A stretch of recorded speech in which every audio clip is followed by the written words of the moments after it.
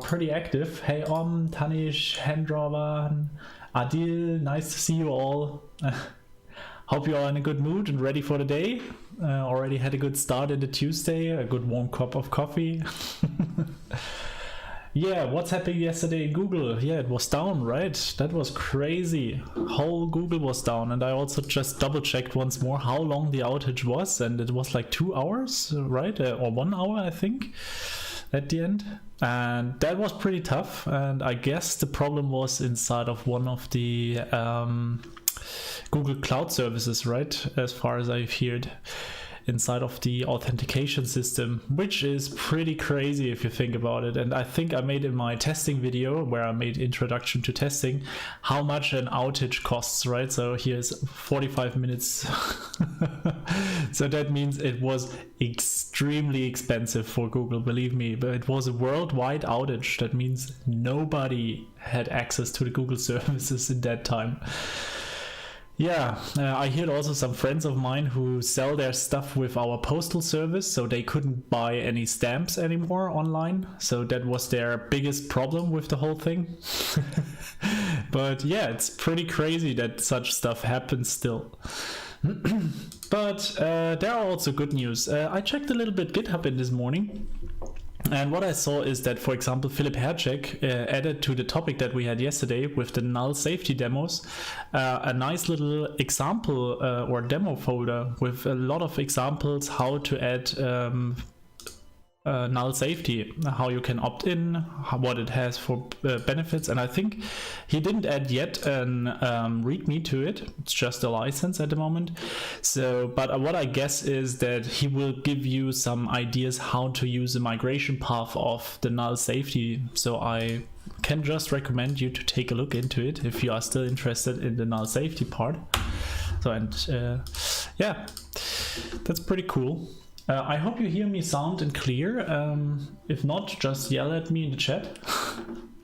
Fantastic. Okay, and in the meantime, I would like to do something today together with you, because if you remember, I made last week a video about get it mixins, and I had to take it down again because I made some huge mistakes. I used, for example, getx, and we used to have to use watchx, or at least something else, because get it mixins was in the form that I showed it to you not possible to use.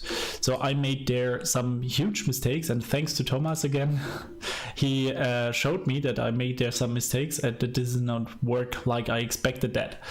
And today I want to take a look into it and want to fix the problem and want to take a look how to fix that, if it's even possible. But I think you maybe know already the states tutorial that we have. This is the repository, and here inside I get just the newest parts, and I think it's pretty small, right? So I will just have a short part in the settings. So let's see, we want to use Code medium with a nice 18 font size so that you can read it. Yep, I think that's way better. And also for the code editor, let me check the font here. Should be also an 18, and we want to use font ligatures. Perfect. So if you have never seen the project yet, my idea for this state tutorials project was actually to have all the different state management tools that there are in one large repository. Okay, my mouse got stuck. You cannot see your screen. Yeah, that's true. Thank you so much. Here. So I think that makes way more sense. Okay, well done. But somehow my laptop froze at the moment, so I really hope that this is fixed in a second. Oh, okay. Seems to be completely gone.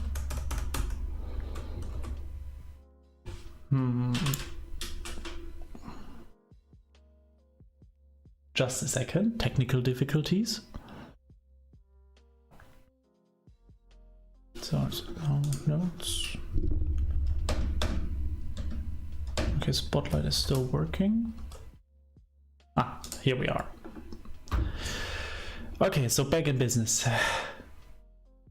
Just a second. So here we are again. Good. Okay, so the idea was that we have all the different state management solutions in one large repository so that you can see the differences between them easier, or maybe even the similarities between them. And somehow during my development in it, when I worked with Get-it Mixins, there happens that it seems that Get-it Mixins used another state management solution, so it worked for me locally. But as soon as I tried it on another project and completely cleaned everything, it didn't work anymore. And Thomas pointed out that this getX shouldn't work actually, because getX will only read information. It will not watch for changes in the state. So we have to change there something, and I would like to do that together with you. So let's have a look.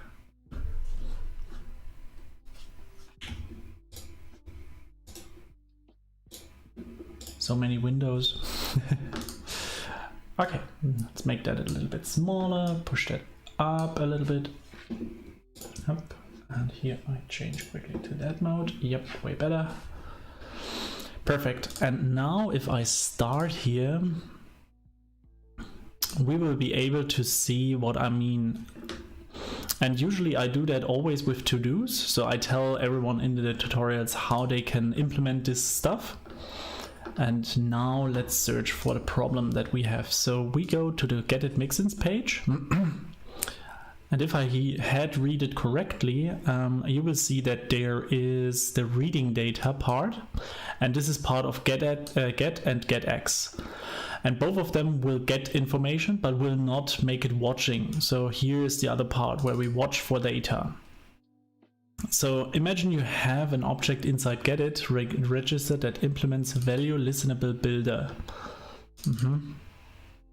Named current. Want to rebuild every time its value changes. We could do this, edit a value listenable builder.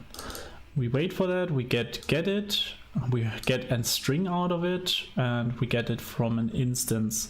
Now we receive the value and can make it visible.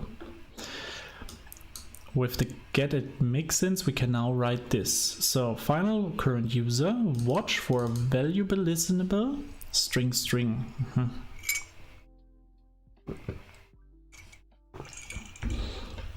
So this is probably what we return, and this is the name of the instance, I guess. We have to provide a second generic parameter because Dart can't infer the type of the return value. Okay.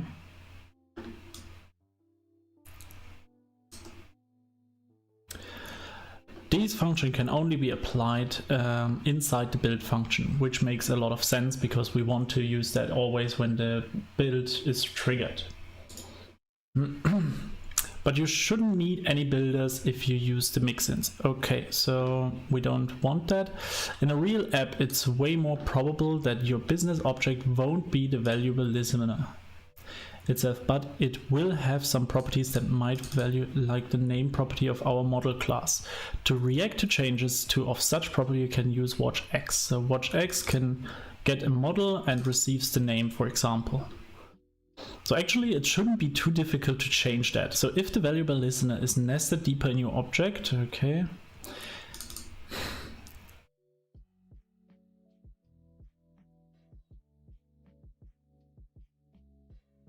But how does the object needs to look like?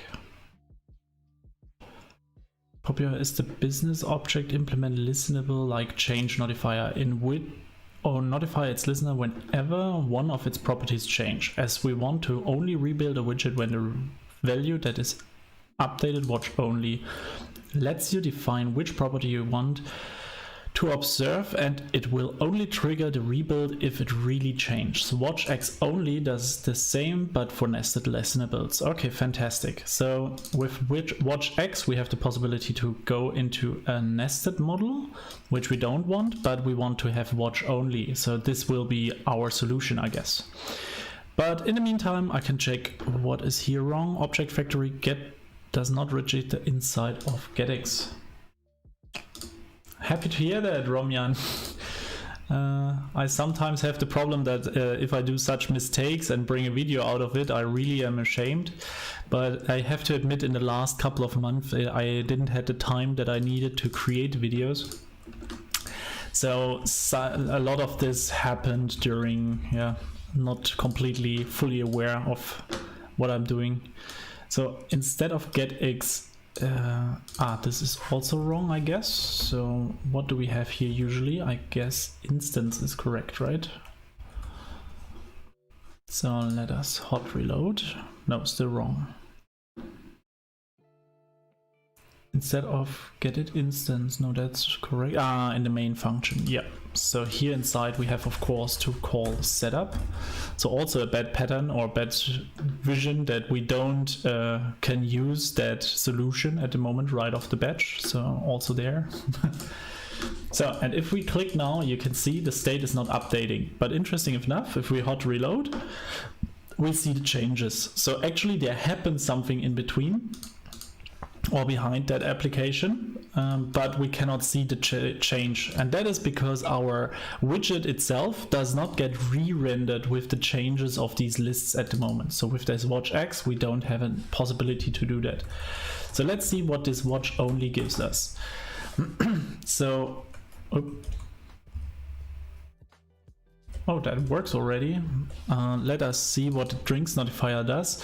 So if we select the drink, we notify our listeners, and the selected drinks are just a list of that with a parameter called selected, and we get the drinks. Oh god, I guess this is already the fix for that. Watch only. So let's see. We hot reload, restart the application maybe quickly, and then let's see what happens. Damn it. So that's actually already the solution, I guess. So with that small change, we get this. This works also. So I get it. This should be the solution for that. Yeah, all right. So you see, these small mistakes lead sometimes to something like a blocked video at the end. So let's see what we have here. We have now changed this watch only. We added to the locator the right get it instance, and we have called the setup method. So in order to do that, I will create this time a new branch, because what I want to do is I want to merge that with the issue together so that we have a track timeline.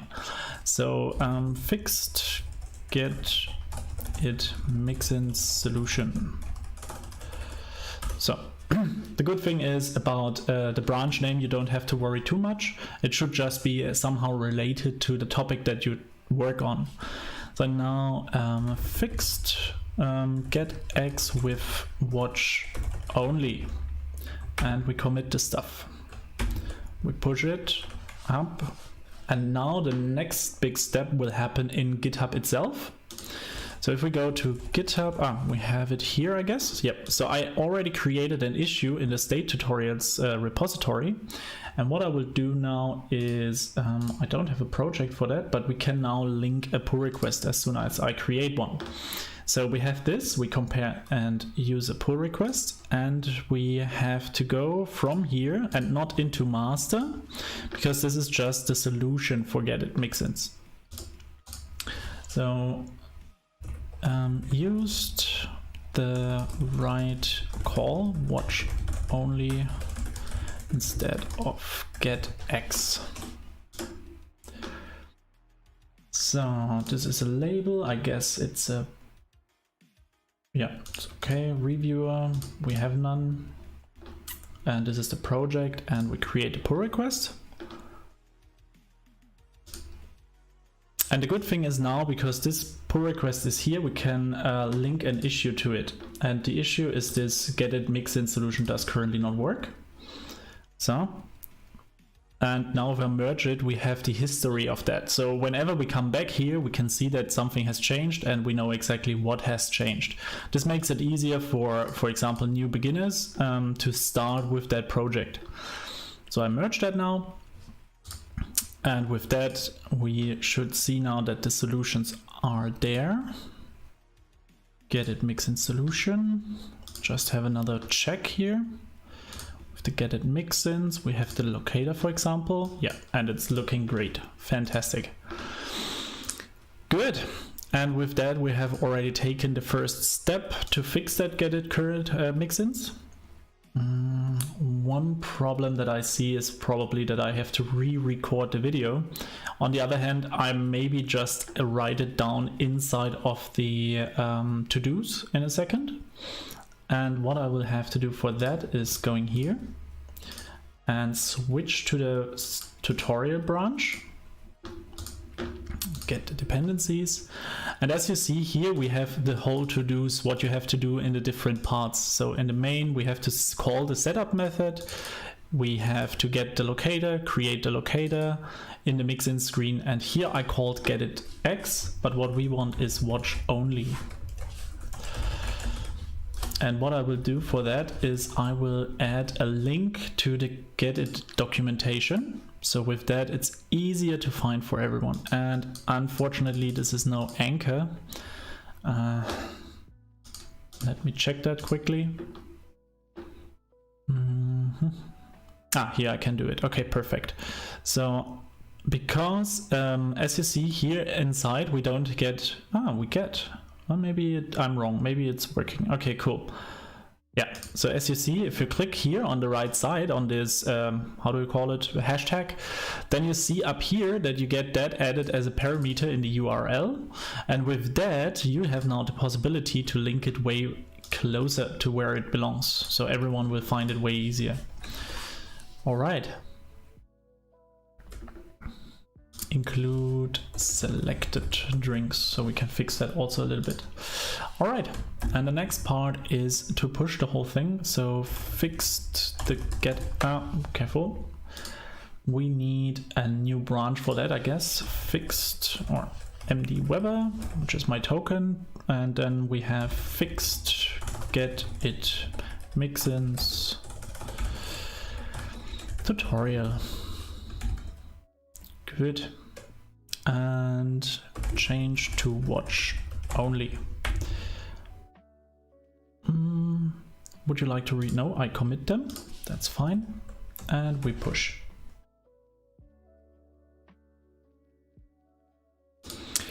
All right.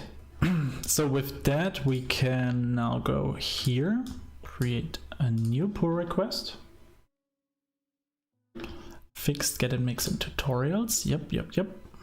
And we push that in the tutorial. And also this comes to the linked issue. Closing issue 6. Or I can take the whole link, I guess, and put it here inside. So inside of the preview, it's just this hashtag 6. Good. Create a pull request.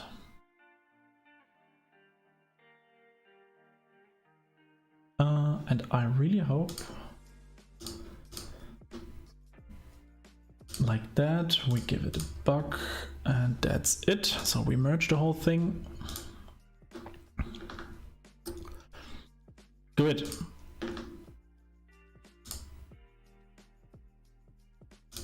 Oh, that didn't work as I expected, unfortunate. Okay, so this has been done, and now I can close this pull request.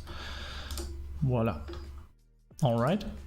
And the next thing that I would like to do is now, because we have that stuff now ready, I want to delete the 2 branches that I worked on. So I check out master and delete the fixes. So delete, and what I will do is I delete also the tracked branches. And these tracked branches are the ones who are living on GitHub.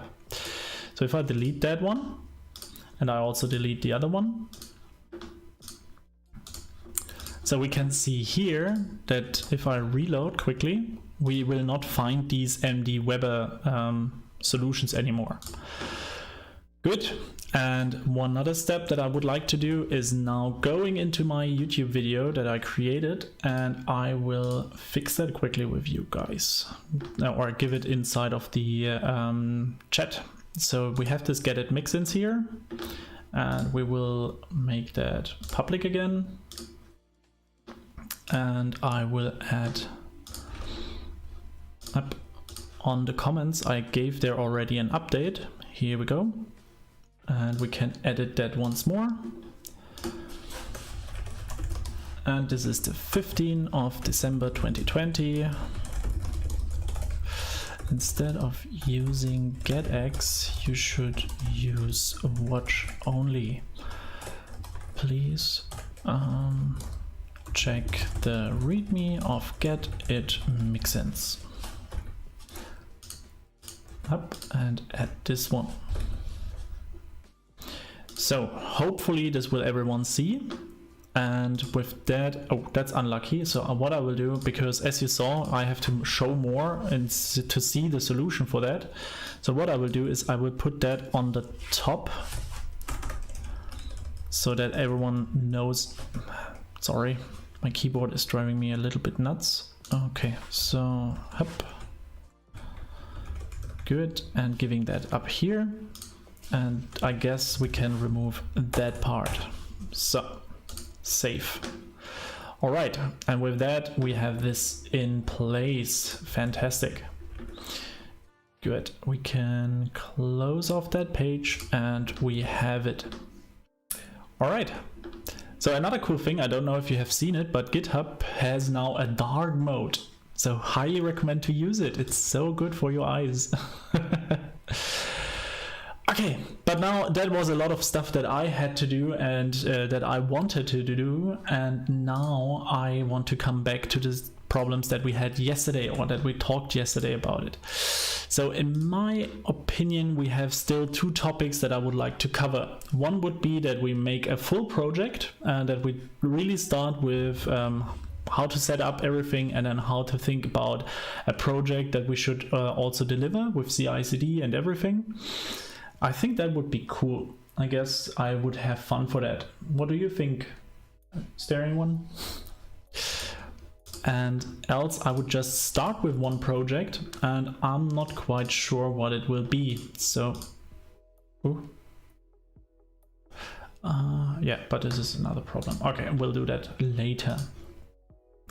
Okay, so what I will do is search for app ideas. What would be something that we want to solve? One idea that I had was that we maybe use the augmented reality to create a solar system on your phone. That would be something that I would like to do.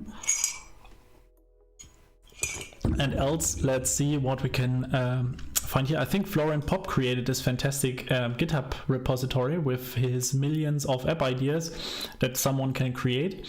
And because we had yesterday some talk about architecture, I would really do something with a full stack application. And I know a lot of you using Firebase, so maybe we can use Firebase for that. A survey app, define, conduct and view a survey, a spell it app, a twist. Contributor tracker, elevator, an elevator simulator. Fast food restaurant simulator, a clone Facebook. Hey Amit, nice to see you. I just searched for a project that we could develop in, I don't know, maybe from the timeline, maybe in a year or something, really something that we want to solve. And I'm just searching for some ideas that we can really also solve with some apps. And I thought about, like, for example, the solar system that we created with the augmented reality, or if we just search something else. And I'm just checking right now if we find some cool ideas. So for example, what I miss at the moment on Mac OS is for me a financial tracker for my home, right? So for my household, because if I search for financial or I don't know, house book or housekeeping, or I don't know how you call it in English, to be honest, finance, you always have to pay for this stuff, or you get a lot of, this one is actually for free, but it looks very app-like and very tablet-like.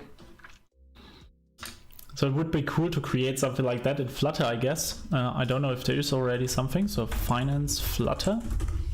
Let's check. There is a package. This pet project used to learn mobile app development uses Flutter. Okay. 2 years ago, nothing happened anymore. Flutter Finance. So I'm not the only one who had the idea, it seems. And it seems to be way more complicated, right? Because as we all know, finance apps are not that easy. Okay, a lot of creating already these fantastic designs. Who's that guy? Flutter Agency. Let's have a look. I don't know this YouTube channel.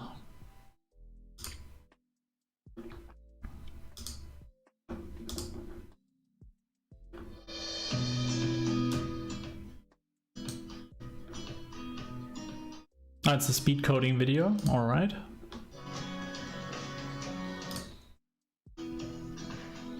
So pretty cool, but 30 minutes, it's a large, a large speed code video. Cool. Daily finances, it's all widgets. What's that? We have solved the problem by a solution of our own.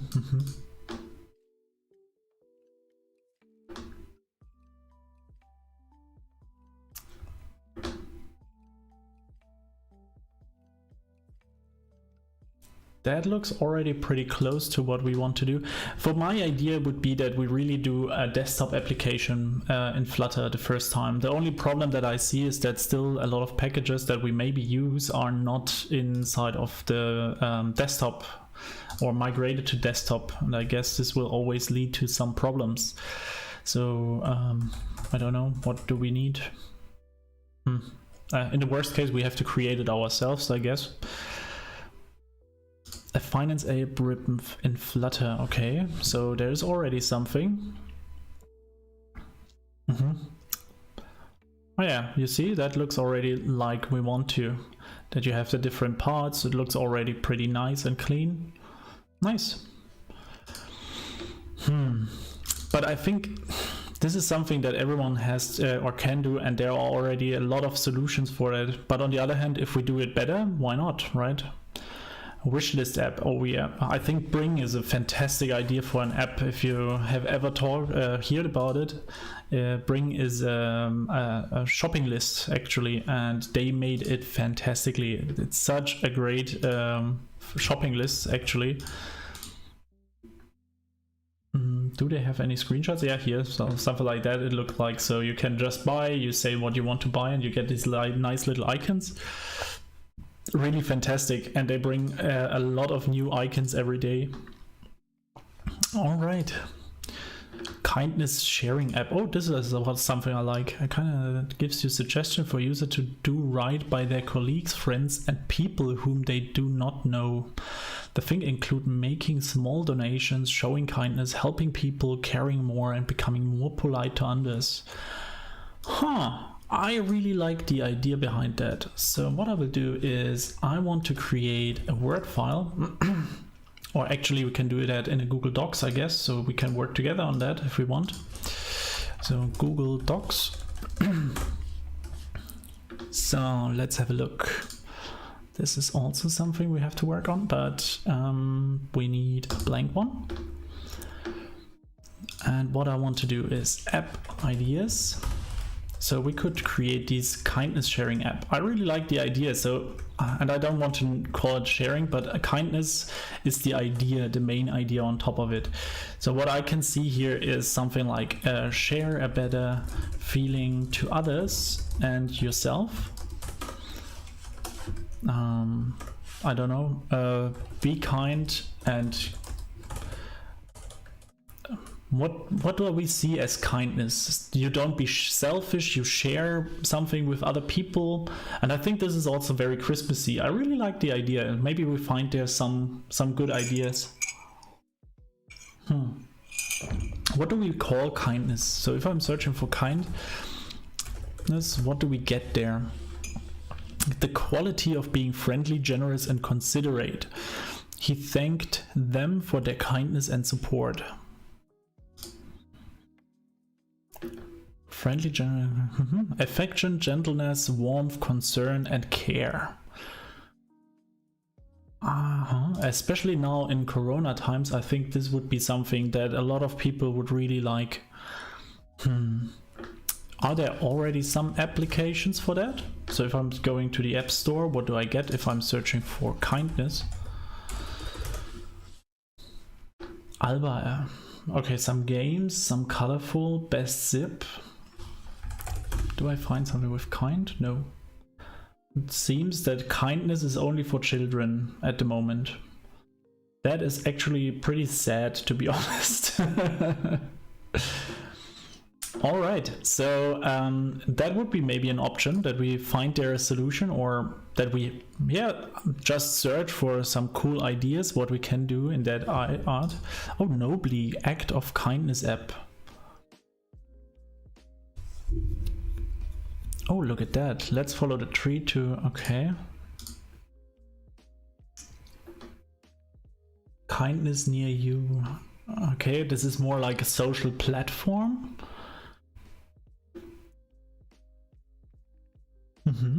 And you see it has a good rating, at least 4 good ratings. So this could be maybe something that will be interesting. It's not available for Mac. That sounds like a possibility. Hey Stefan, nice to see you. Yeah, that I like the topic. Another topic is what is else? An alert app. I know that it is very hard in Flutter. Giveaway app? Nah. Location-based app. Hey GetWedge. First of all, I fixed the get mixins, if you remember that.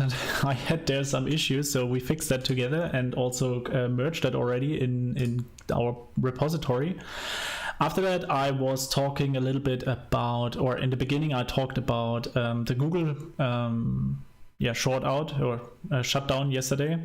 And now at the moment, I'm looking for some app ideas that we could maybe start next year or this year already, where we really do a full application and work on that till the end or something, and create something very fancy or something that maybe is not there yet. So I thought that would be something that we really could start together. Oh, a mobile tutor app is also something that I could imagine.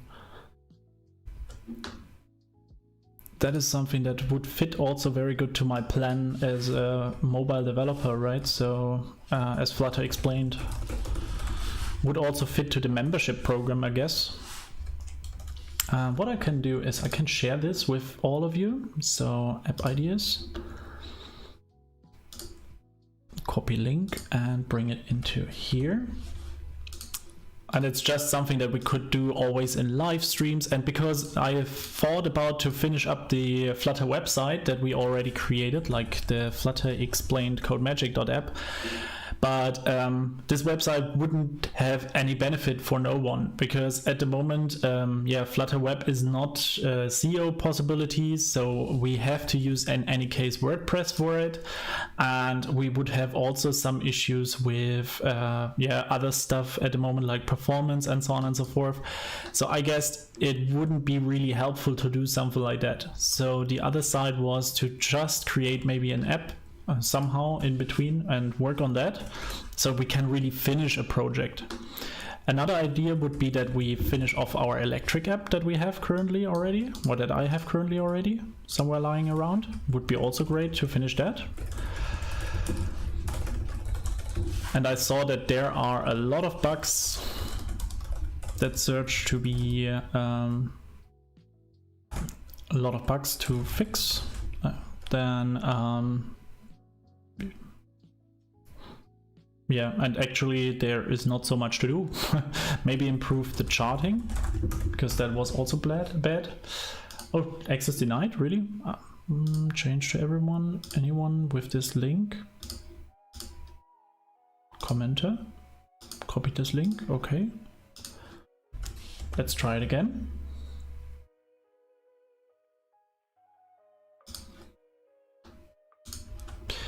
We can try it this way. Oops. Like that. For me it works now. And Kitty Catty is also there. And whatever this is. Perfect. Thank you. Capybara. This is a capybara? Cool. Alright, so exactly, this is the idea that I had. And as I said, I already had some ideas from Florian Pop, and also you gave me an idea, Stefan, but I don't know if we should do that on a live stream or not. And what we have else? Criminal alert. I don't know, it's too negative. I don't want to work with criminals. I also thought like, oh, that would be also something, and I don't know if it's too down. Remove from list, okay. What also could be interesting would be something like, how do you call it? Yeah, and this is a tough topic, and I know, but it would be something that people are finding really helpful, and that would be something like a condolences app. And is this really right written? No, condolences app. So if someone dies in your friends, or if someone dies from your family and you have to take care of it, I know how hard it is in so many different ways, like bureaucracy, even in how to make the next steps, and also how to help with documents and so on. Yes, of course you can. Just write it inside. I think you are a so-called commentator. So at the end, I will get an info that you added something, and we can, or I add that then later. So just do it. And I shouldn't add always my name, but yeah. So if someone is dying, and I know the topic is very, hard, but I guess it would be very helpful, especially in Germany, where you have to do with a lot of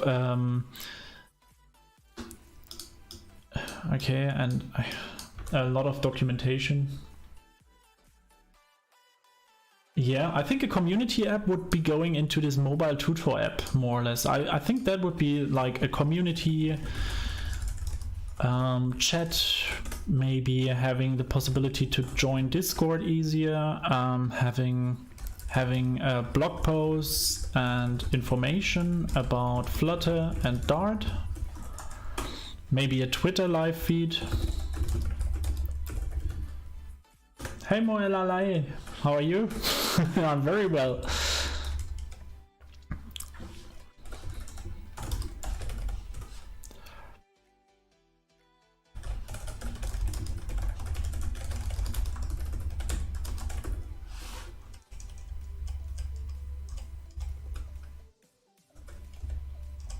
Yeah, that's true. That would be something that would make a lot of sense, I guess. But then we need some ideas what we want to have in such a mobile tutor app, so, or in such a community app. Let's call it community app. I think or let's keep that idea a little bit different from, oh, why not? Like a community Flutter explained app or something. I think it would also fit very well in the context. But what would you like to see in such an app? So what would help you, or why would you download such an app? I think if I want to learn Flutter and Dart, then I want to see here tutorials, maybe coding challenges, I could imagine, like coding challenges, or quiz, like quizzes or something. I think that would be interesting. Yeah, I think that would happens in the chat and the community, I guess. I currently think about, if I don't know, I can maybe share that with you, because I work at the moment, as always, on some stuff, and I maybe can invite you already. I'm working at the moment on a Discord channel for us, where we have all the stuff where we can stay connected and so on and so forth, where then the mentorship and YouTube membership is inside, and where we just have the community. And I guess I could invite you, but who knows if everything works correctly. So I just share this link with you now, and then let's see what happens in the future, because I'm really bad in, as I said, I promise a lot, and then sometimes it doesn't become like I want to. So I will add that as a description link. So Discord, here we go. And I guess if hopefully I can come back into the live stream. Yeah. So, and share that with you. So that would be the best option to ask your questions and maybe stay together as a community. You're making some jokes. I think that would be the best place for that. I just hope that this would work.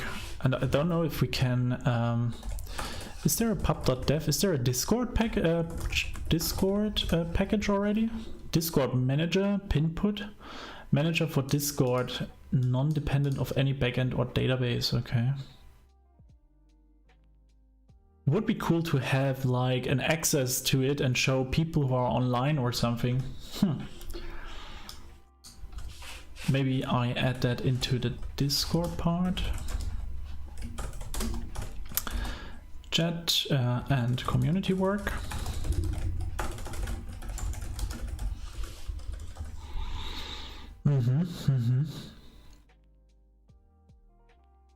Coding quizzes. So, all right. And I maybe add also the document link here, also in the video description, so everyone can join if you want to. Up.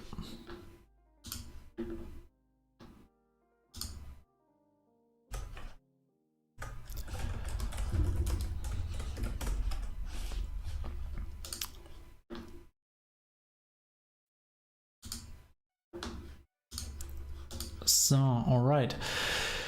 So will we need a backend for the whole thing? So we have a blog post and information about Flutter and Dart. Okay, I can imagine like this could be also a small trigger for every day or something with some ideas. Yeah, sure, go for it.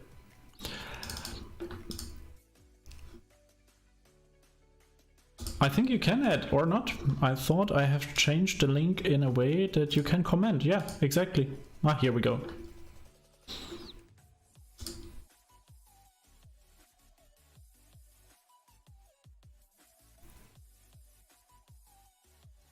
Wow, that's also a very deep topic, I think, to show conflict zones.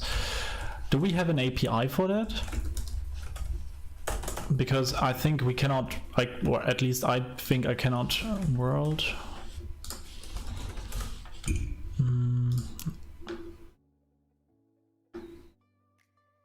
Of conflicts across the globe. Okay.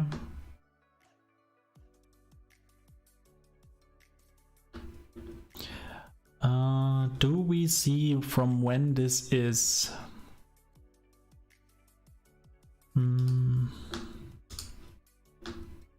Global conflict tracker from the foreign councils.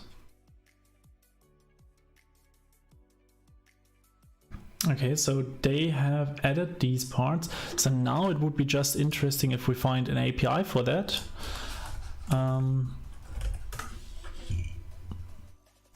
Data on armed conflicts. Conflicts are geofriend.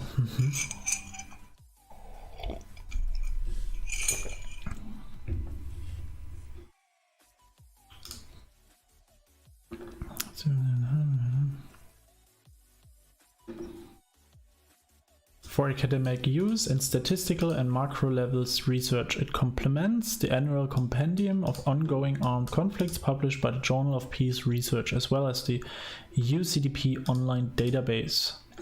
CSW houses the academic conflict dataset and continues to work closely with UDTCP to provide more and better data. Okay. Interesting.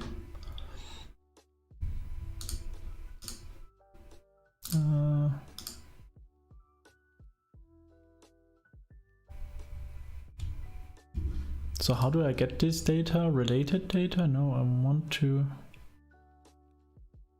general pro, including several contributions to geolocated event-based datasets, USD, urban social disorder.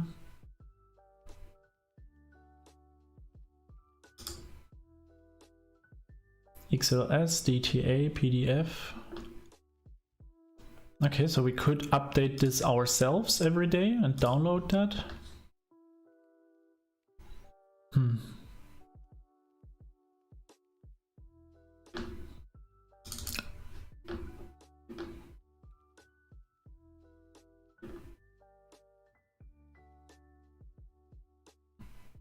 Wow, it's so crazy that there are so many conflicts on the world. Oh, but we get longitude and latitude here, longitude and latitude, which gives us a geolocation where the stuff happens. Geopreciseness, okay. The only issue that I could have with that is that we have to be very, very careful with the accuracy of the data.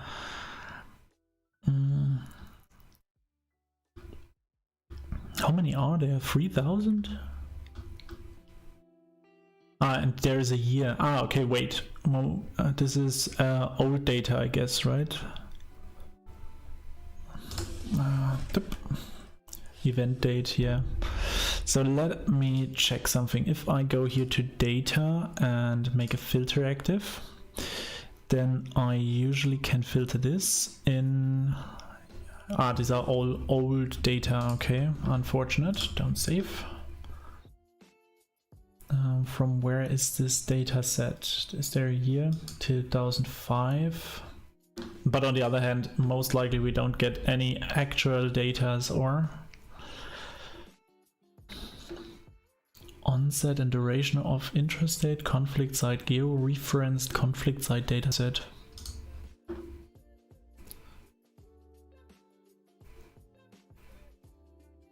Yeah, I think the most will rely on these UCDP data, and I could imagine that they are always till 2005.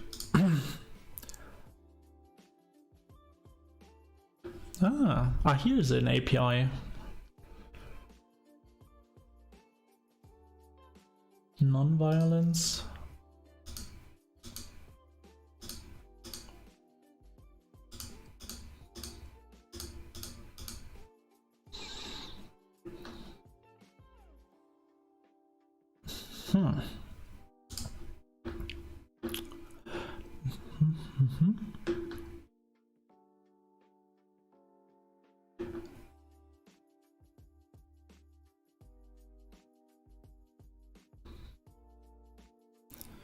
Resource, version, page size.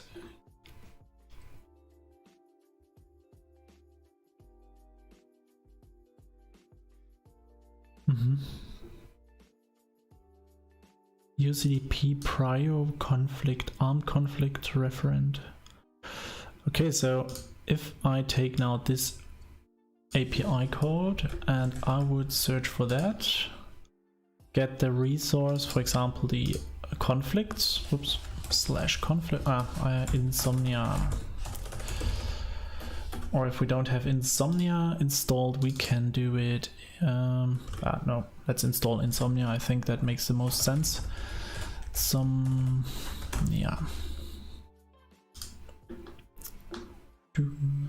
If you don't know insomnia, I highly recommend to take a look. It's such a cool app, and I will show you why. So we get the core, that's enough for me. And save. If you want to make RESTful API calls, you can do that with that.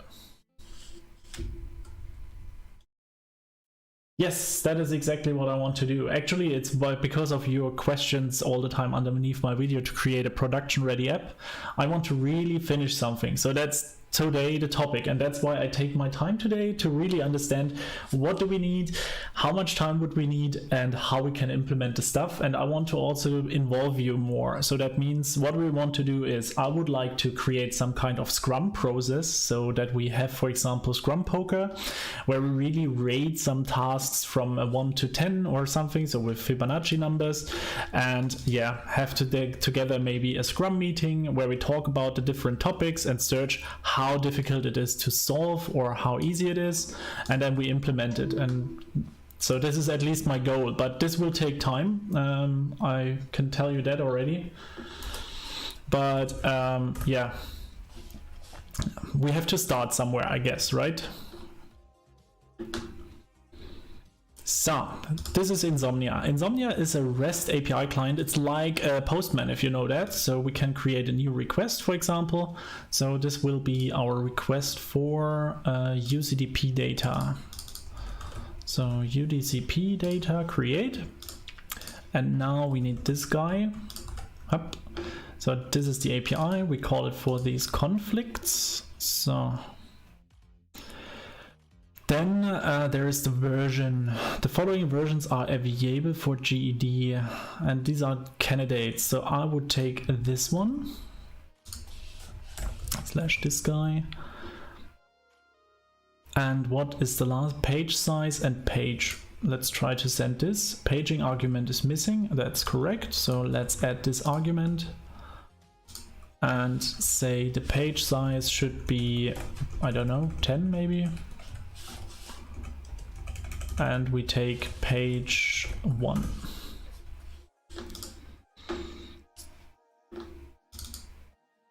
So previous page makes sense. Hey Seracha, nice to see you. So what you can see on the right side now is we made an HTTP request, and if you don't know about HTTP calls, what you do is actually a GET. In nearly every case you do a GET. So if you go to your browser and search for google.com, you make a GET to google.com. And as you can see, or how you can see it, is you go to the network here, and when we reload, you can see on the front here we get a GET, and we get the information from Google, and it says to us, hey, I give you this answer. So this is the answer where we can see the page. But actually, additionally, you also need some images, like up here, the doodle and all the different stuffs like scripts and so on. So we download all of them too. And as you see, there are different methods. And I don't know how much you know about the HTTP verbs, but if we search for them, there are a multitude of them. Like get, head, post, put, and delete, connect, and so on and so forth. And all of them are how the internet is working in the foundation. So that is very interesting to know. If you want, we can talk about that a little bit more in detail. But for now, it is enough that you know we made a GET request to this REST API. And with that, we receive something back. And the answer in this case is its so-called JSON. Yeah, this is the file format. And here inside we find like the total count, total pages. So there are 2,484 conflicts at the, is this now this year or end date? This looks not like something that is new. Yes, Insomnia is completely independent from the platform. So I guess you find it for Linux, for Windows, for everything. So I have here now, of course, Mac, because not your OS. Go to all downloads. Yeah, so you see Ubuntu. I think Insomnia is also an Electron based app. So yeah, should work everywhere. And as you see, a lot of contributors, we have a lot of plugins and so on and so forth. So always good to know. Cool. Yeah, so we made the call, but we always get very old conflicts, or what means very old, but older conflicts. Can we receive somehow newer?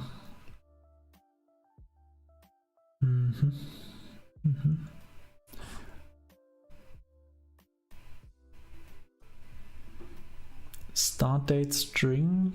Filtering and subsetting, UDCDP, GED, you may use the following filters and parameters.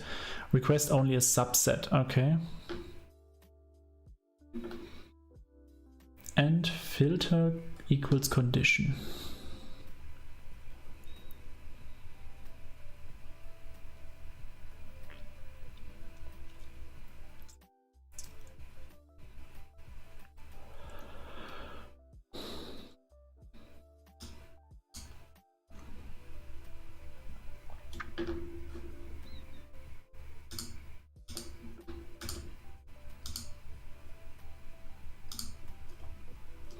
Oops.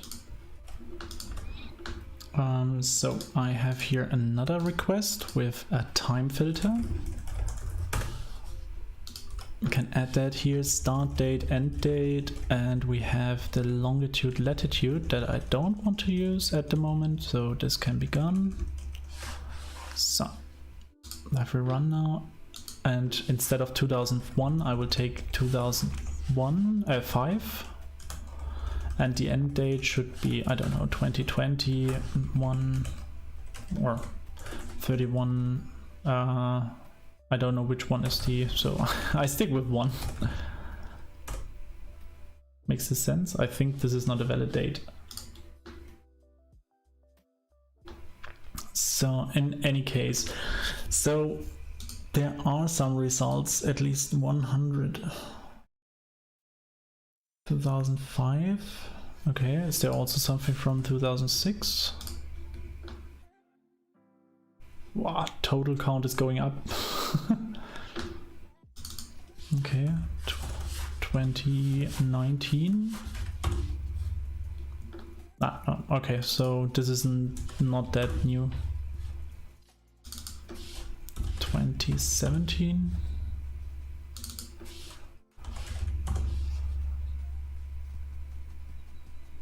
So 2016. So I guess the biggest problem is to get a valid data or usable data for that.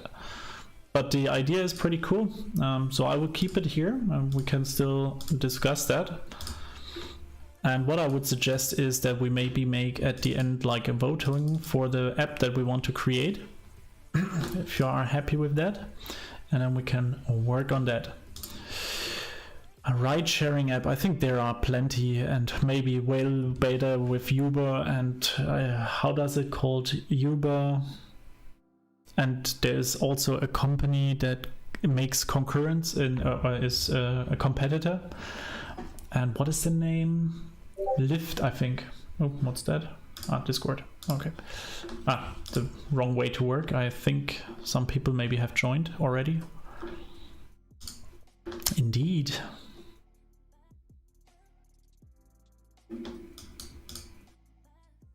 That hides other channels? Is it like that? As I said, I'm not completely finished with the setup of the whole thing. So at the moment, everything is still a bit waggy on this part. It took me a long time to work on this server. So a note-taking app. Oh, I know something. That would be amazing. I think there is also like these... is it notes? There's like this journal app where you can write your daily, day one, I think, something like that, where you have like a diary, where you can work every day and write a little bit. That would be maybe something, but I think there are already so many of them that it's getting difficult to be a real interesting one. But I really like the idea. That could be maybe something that we could deliver.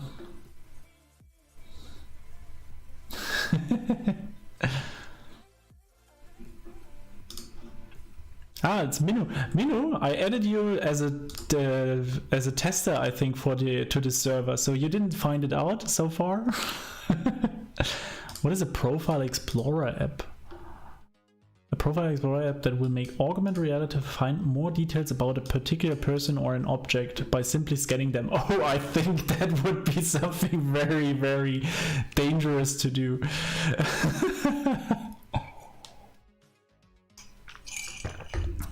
But on the other hand, I think for celebrities that would be pretty cool. A money lending manager app. That would be maybe something in general, because I lend all the time people my stuff. So for example, a DVD player or anything like that, and I give it to other people, and usually I get it never back because I forget about it. So this would be maybe something. But integrated payment options is a bit too much, I think. Brand identifier app, virtual time capsule app. That can be used to record memories, videos, and other digital data. Yeah, this comes into the diary app, I think. Already the name is somehow damaged.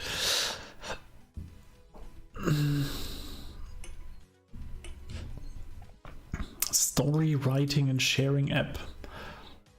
Fashion design and shopping app. Social network app.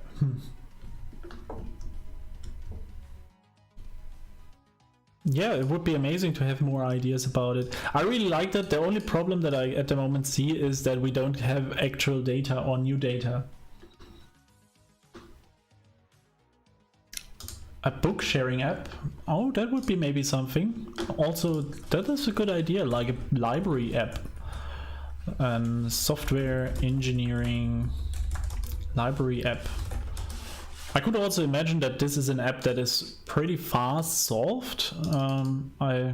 The only question is, do we find books, or do we want to just offer like a small description for the books and offer the book itself? So that's something that I could imagine, so that you have a library of different kind of books,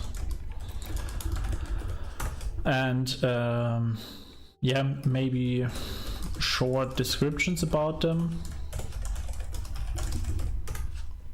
But why would I download such an app? Maybe by rating the books or something. Rating the books together.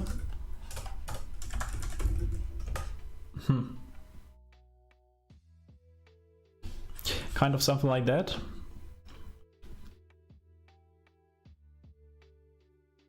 Yeah, rating or likes, that's true.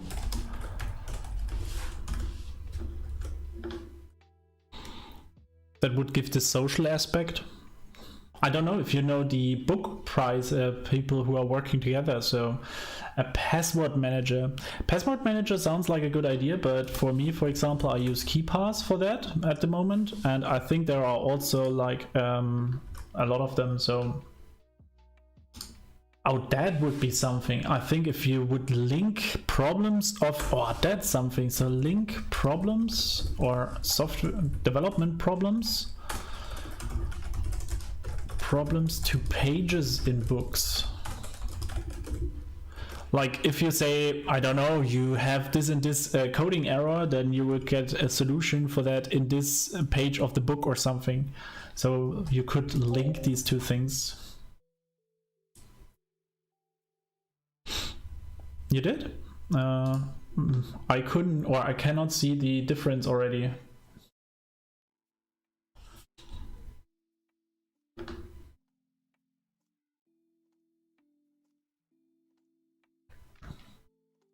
Web RTC, but this is something that I'm pretty sure that I will not solve myself. RTC, so a video app like real-time chat. I know that this is pretty difficult to achieve. I worked once with Web RTC. Oh, I have a good idea. If we do something like a Web RTC app, how about, do you know in America, this is very big, they discuss a lot of stuff. So how do you call that if you discuss? They have a name for that. They do it in high school and everything. They are pretty discuss high school, America. I don't know what's the... I don't care about high school. I care about discussions. How do you call that? Synonym study. This is a like, talk, address, content, debate clubs. Yep, debate. Online. So especially with the whole. Oh, that's a very good idea.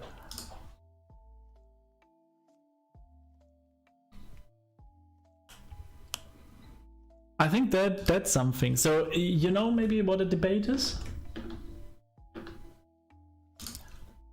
I think that would be something. So let's add this debate club app.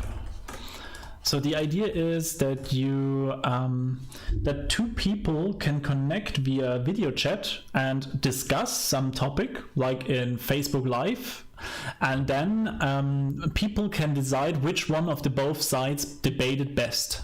So if this makes sense, so let's say, Stefan, you get the topic of, I don't know, iPhone, and Mino gets the topic of Android, and now you have to discuss which one is better. And everyone gets a side, and at the end, all the viewers can rate which one has discussed better. So everyone gets a topic.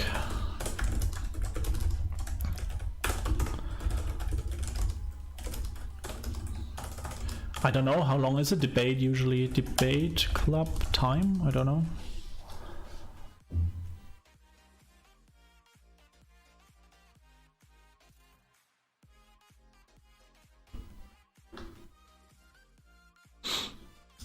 And you can link to book app to debate with the issue.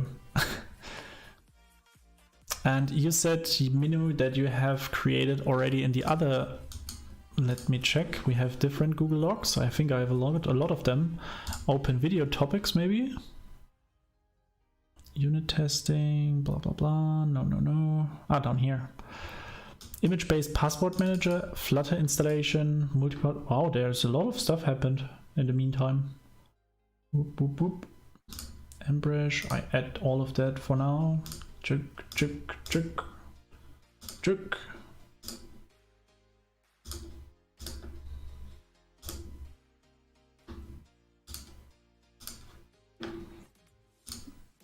It looks a bit damaged.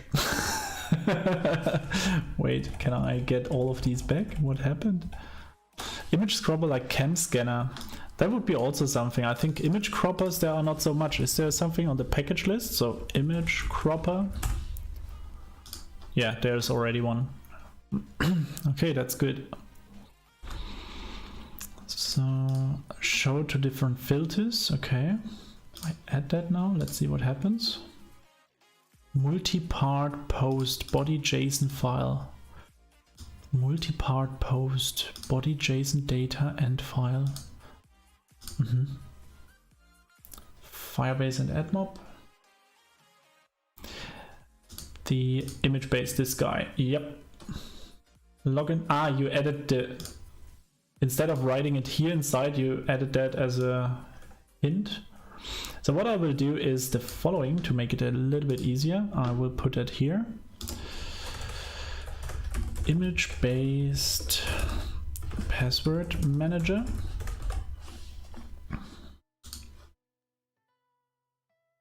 We will try quick. I don't know what's that about.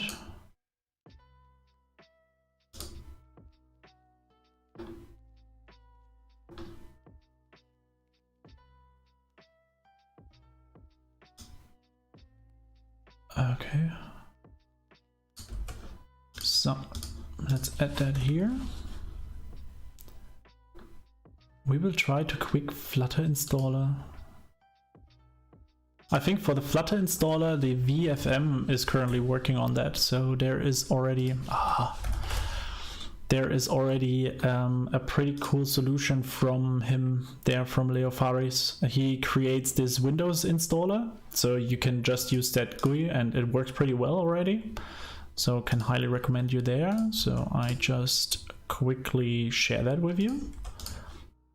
Add here.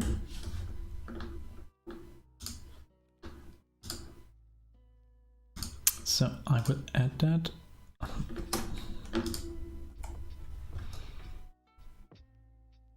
Firebase and AdMob. I think Firebase and AdMob would be interesting. AdMob is of course always a runner, right? Because money, but Firebase is also very interesting for a lot of people.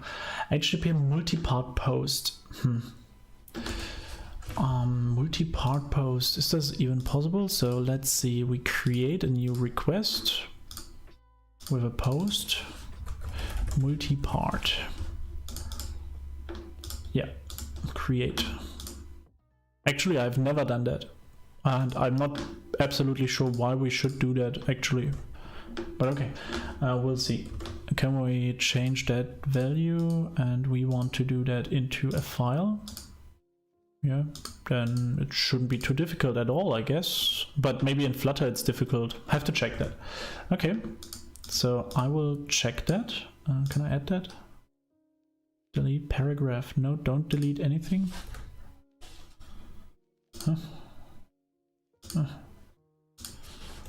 Good. We have done that already, so I take that over. Firebase and AdMob can stay. Delete paragraph. Nope. Yeah. No.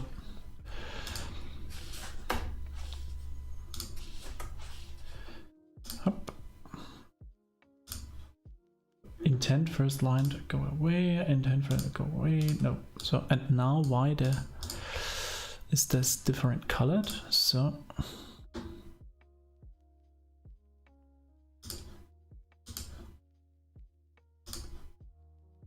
okay, that's wicked. So we keep it like that. All right. So I'm not completely, yeah, well, I keep that away for now, and this would be maybe also an option. Cool. Personally, I have to admit at the moment, this one with the debate club I like the most as an idea. I think that is something people would enjoy, and also I would enjoy. It would be something that people can share, that they can work together. And if we do that with Web RTC, I'm not sure if Flutter can do that, of course, but that would be pretty amazing.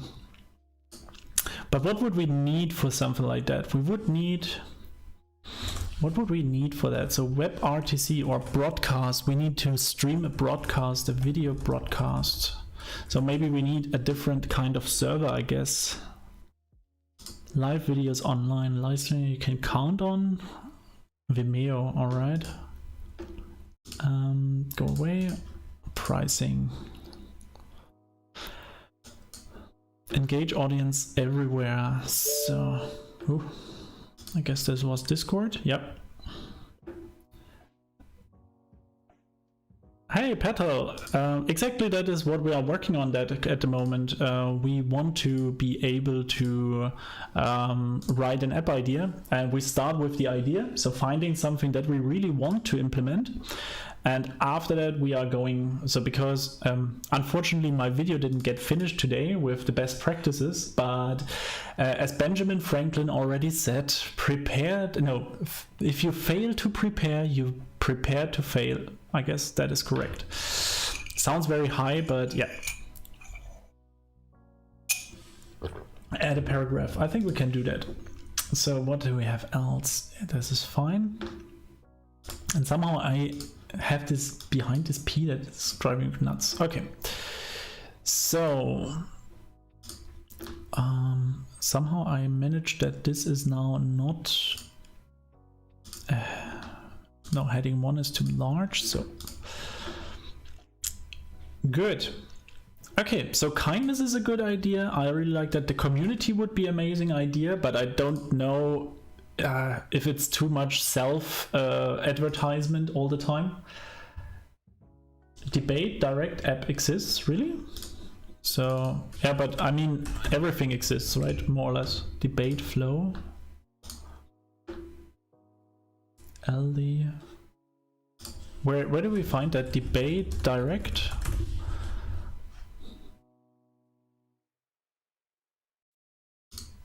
Is it this one?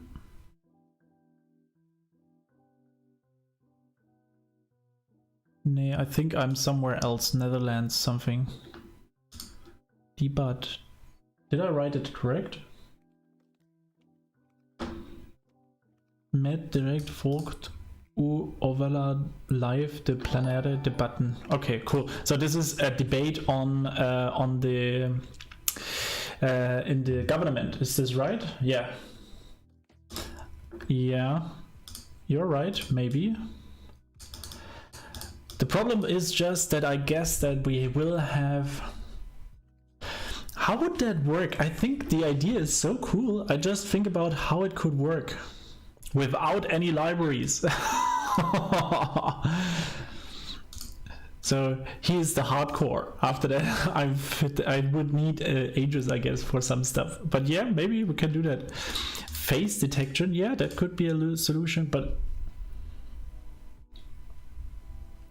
yeah, that's true. So, but still, how could that work? Let's think about that. Two people want to debate. Let's say, yeah, as I said, Stefan and Minu want to debate about some topic. So we have one talking about how great iPhones are, and the other one talking about how great, I don't know, Android phones are. So, and now both have an argument. So we would say everyone, we don't want to make it complicated. So everyone gets 1 minute to defend his position. Also, he get 1 minute to defend his position. And because it should be like a game, or I would like to have it like a game, we would have an audience. and the audience decides which one of the both wins, right? So the audience has the task to rate the discussion, announce a winner, and the audience needs to have the possibility to hear both sides. So one option would be to make a live stream, which would be maybe preferable, or what we also could do is like a one-time recording. So you only can record once and then you have to upload the video or something. You can add a third person to write an objective write. An objective write, I have to Google that. Objective write.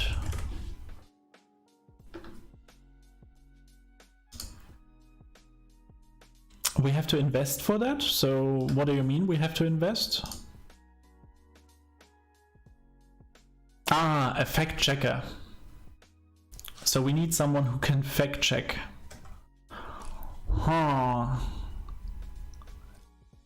Interesting. But maybe this is also something for the future. Additional things. Fact checking.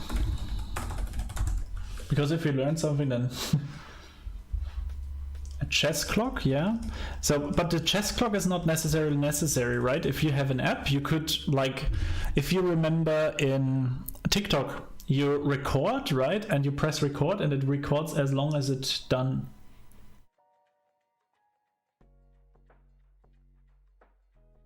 Yeah, Minu, of course, but you know what? If this is an app that we really want to solve and we can do somehow, and the idea comes good at the community, so I would like to try that, I think, if we find a lot of people. On the other hand, so you think if we want to Web RTC stream, broadcast, I guess is the name.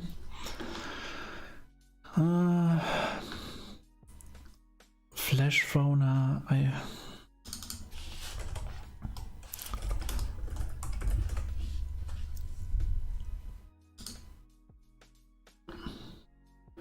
ultra low latency and adaptive WebRTC streaming, pricing, self-hosted solutions. Let's see. Community edition would be free. 8 till 12 seconds end-to-end latency. So the question is, do we really need directly a live stream? Could we solve that somehow with recording? So we record, upload it somewhere, and then we show the video. Then it would be maybe time that everyone has the chance to create its video of the two debaters. Like debater 1 gets like 3 minutes or 5 minutes to record its video. A 1 minute video. Also the other one gets 5 minute time to record a 1 minute video. And then if this 1 minute video is ready, we upload it somewhere on a server and broadcast it to the people. What is a DSC? DSC community app?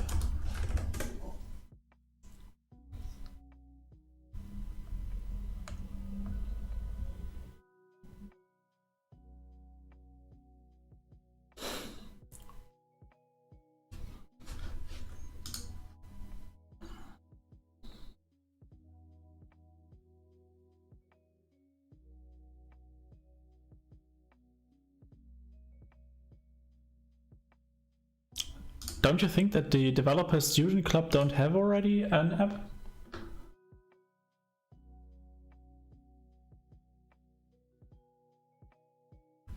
If we debate, we have a chess clock. Okay. Really? It's a bit sad, to be honest. We have a chess clock. First we have 5 minutes for each person. That's the first round. Then second round we have 3 minutes and then 1 minute to defend and closure. Okay. Okay, so this is the general rule for debates, right? So I can imagine. So you have first, so 5 minutes per person for the first round. Second round is 3 minutes. And 1 minute for the closure.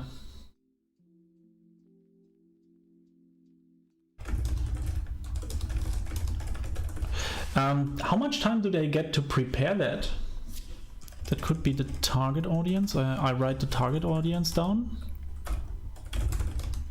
Would be high school students, I think.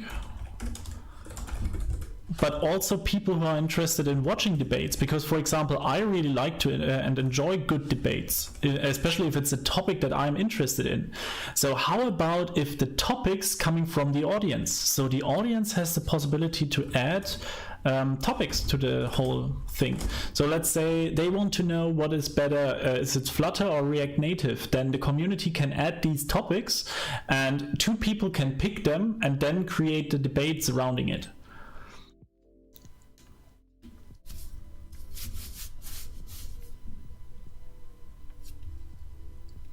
Okay, but it's a good point. I don't know how we can integrate that yet. I thought about 1 minute would be maybe enough to discuss something, but you are right. Maybe for bigger topics, because if the community can add topics, it could be a very difficult ones. And if we have the possibility to add topics, then we have to report topics, of course,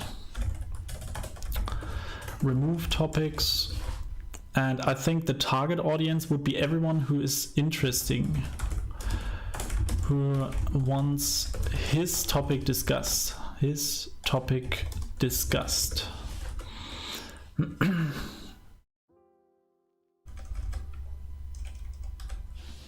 Yeah, I just take that, whatever.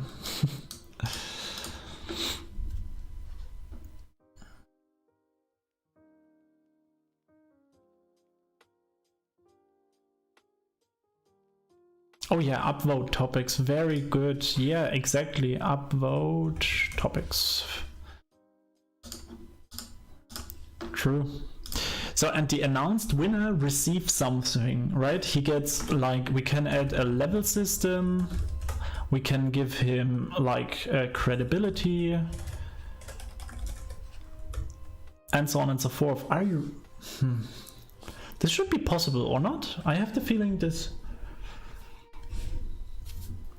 Yeah, I think that is something that we really can do. I don't know how easy it will be to implement, but I think it would be something that people would enjoy.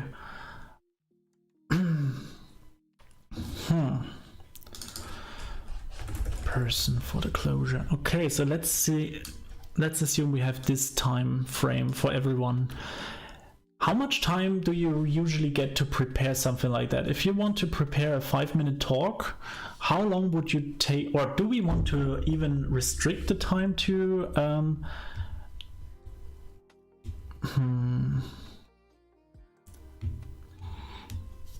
So for each topic,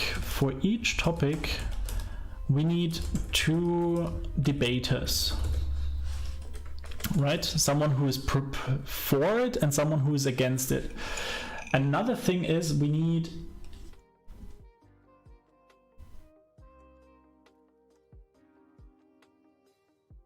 Yeah, I think... is the audience getting bored? Yeah, maybe. I don't know. A week, really? Wow.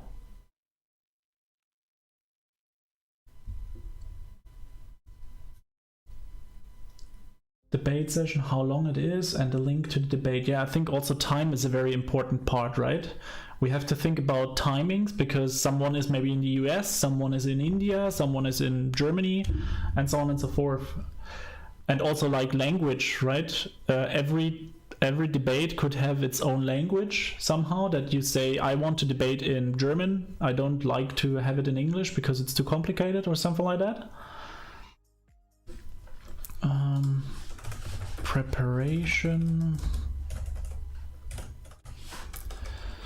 I just add now all the information. I know that duration is important, but in the worst case, what I could imagine is that we even upload the videos on a third-party library, like if you put it on YouTube and then just show it in the right order or something. So I wouldn't... I know that this is a thing, but we have to think about that. Okay. Is that... Is it even feasible? Is it impossible to do something like that? I don't think so, or? I think it should be possible. I think this is also additional stuff. We don't have to start with that. We can, at the beginning, we can have some topics that we discuss and add ourselves. Then the announcement of the winner should be, of course, possible. Rate the discussion. This is very important, I guess, because we want to show which debater is way better as the other. And then we can have like, like a game out of it. And you could do it everywhere, right? I mean, to create a video or something, you can do it on the phone.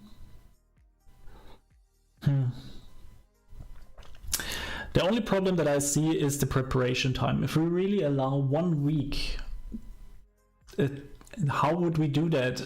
You would have one topic as a master, and a lot of people can ask for being the debater for that topic.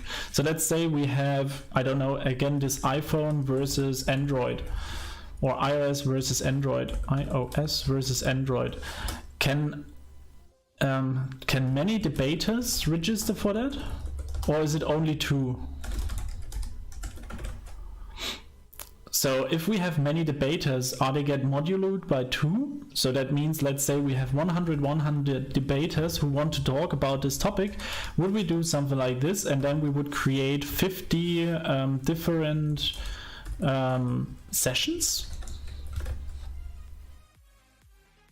The winner should be decided by an audience, I think. Something like, hey, no worries, Stefan, enjoy the rest of your day. So something like, you would have both of the people. Everyone who's watching can then just tap on the left or the right side or something.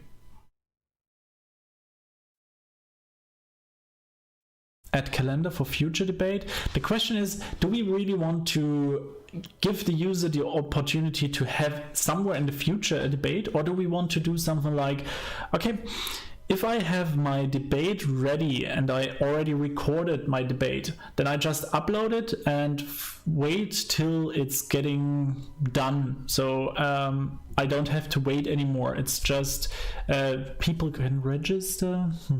Yeah, I see the point. Interesting.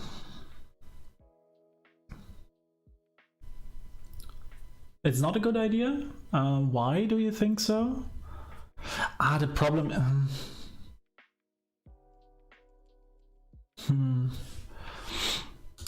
So let's have a discussion about recorded versus live stream. And better we make a table for that, I guess. So insert a table to recorded or live stream. So the benefit of recorded would be we don't need a Web RTC. Technical, easier to solve, I guess. Live stream has the benefit for more user interaction. More user interaction. But the problem is, if we do it as a live stream, we need also a moderator. Or, no, we can just shut him off like 1 minute and he's gone. Yeah, but it's easier to solve, right? We don't want to make it necessarily complicated. It's just the first initial idea, so that we have somehow a video chat somewhere.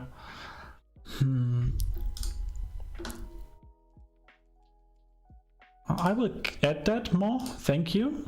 I think that makes sense to have in mind, at least.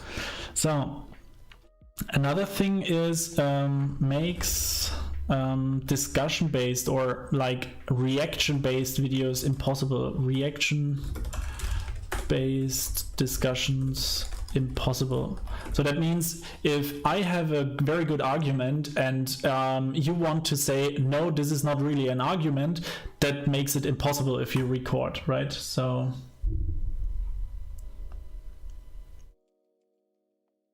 a few topics will be only covered in recorded. Would you provide the possibility to save the discussion at the end? So even if it is a live stream, that you have at the end a recording of it that you can watch it again? Or would you say fire and forget? So would you make it recordable or reviewable, or fire and forget. Live collaboration and discussion. So this would be kind of a live chat which the debaters cannot see. Because what I don't want is that the debaters getting distracted from the audience. Additionally, I don't want that they get arguments like, hey, don't forget to say this and this because this makes it really bad, and so on.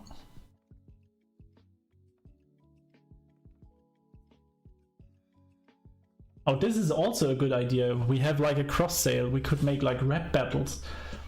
I'm really bad at rap, but I think that would be some cool idea.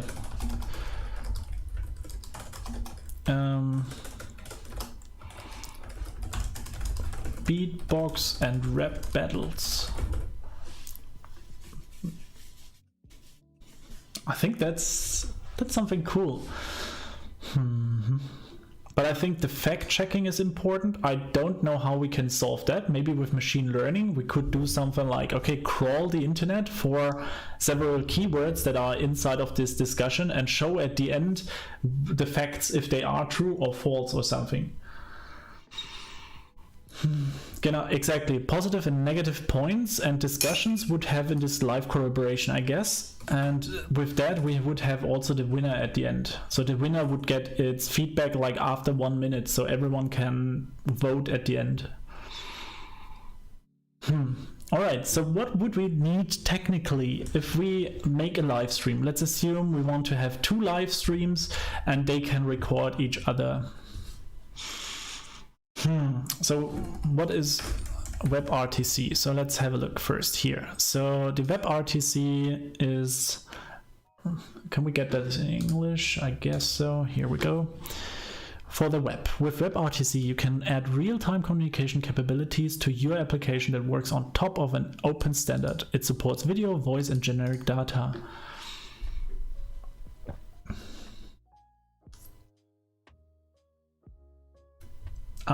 Someone must moderate. That highly depends. I wouldn't allow that both debaters can talk simultaneously. What I would do is recording the live stream, have like 1 minute to getting each others to know so they can talk with each other, and then I would shut off one of the participants so that the other one gets exactly 1 minute or something to discuss its step. And then I would shut off the other one and bring in the other people again so that they can talk. So I would make the moderation implicit in the app. If it is a recording and people can vote for myth and not for fact.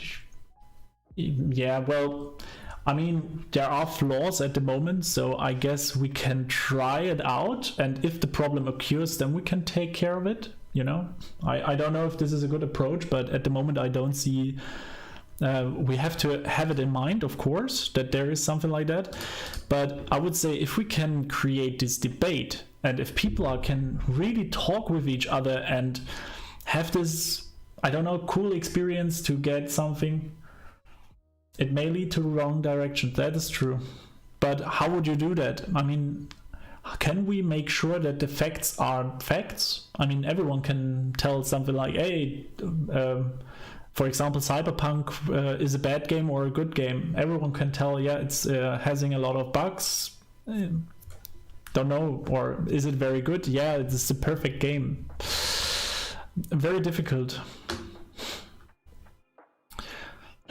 But maybe we can add like a moderator role into it that makes the fact check, so that we have a third participant who makes fact checks and moderates a little. I don't know, it's just an idea. The thing is, on the phone is also not so much time I guess. At that time they must save themselves.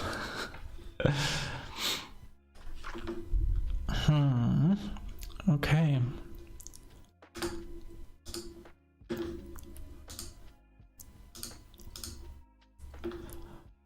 So, and now with this WebRTC, is there, I'm pretty sure that there is not already so much at the pub.dev or peer-to-peer Flutter Web RTC, there is something. Okay, so we have also something, Duanave. 4 days, still active in development. So what do we have? Audio and video, data channel, screen capture, unified plan.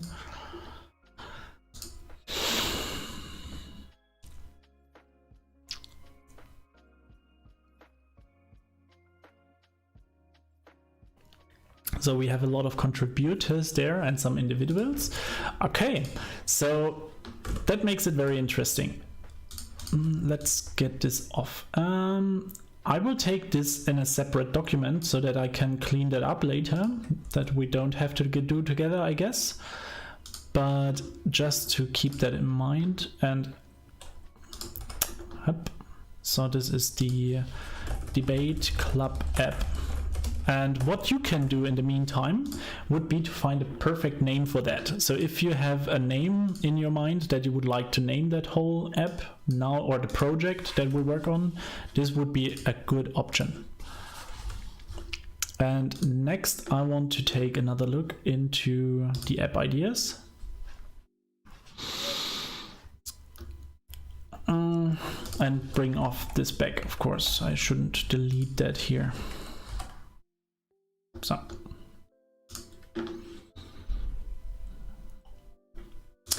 good, that's something. Web RTC, so Discord, is there anything happening?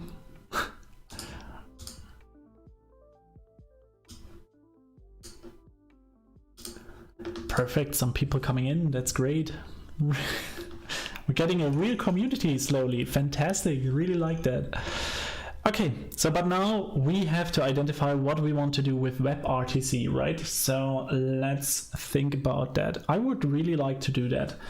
So I have never worked with WebRTC, to be honest. I tried it once in a small part, but that was a horrible mistake because it was pretty complicated, and I tried it with Chrome and we managed it with 2 Chromes to talk with each other. I'm guessing WebRTC is just the standard. So with WebRTC you are able to make real-time communication between 2 devices, which is done per peer-to-peer, I guess. But we will see. I don't know yet, Samuel Alim. So the technology is available on all modern browsers as well as on the native clients for all major platforms. The technology behind WebRTC are implemented as an open web standard and available as regular JavaScript APIs in all major browsers. For native clients like Android and iOS, a library is available that provides the same functionality. The WebRTC project is open source and supported by Apple, Google, Microsoft, Mozilla, amongst others. This package is maintained by the Google WebRTC team. Okay, so what can WebRTC do? There are many different use cases for WebRTC, from basic web apps that uses the camera or microphone to more advanced video calling application and screen sharing.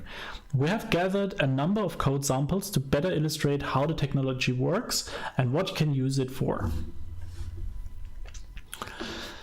So a WebRTC application. So what we will start is, instead of writing directly a new application, is I would like to start with a short, small demo project and just want to see how WebRTC is working actually in Flutter. Organization is dev Flutter explained. And here we go, finish. So this is just a recon mission to identify how hard it is to implement something like that. And if we see that there is already a pub.dev package for WebRTC, I would really like to try that out. So how does that work? We have a lot of text here. There is a demo for that.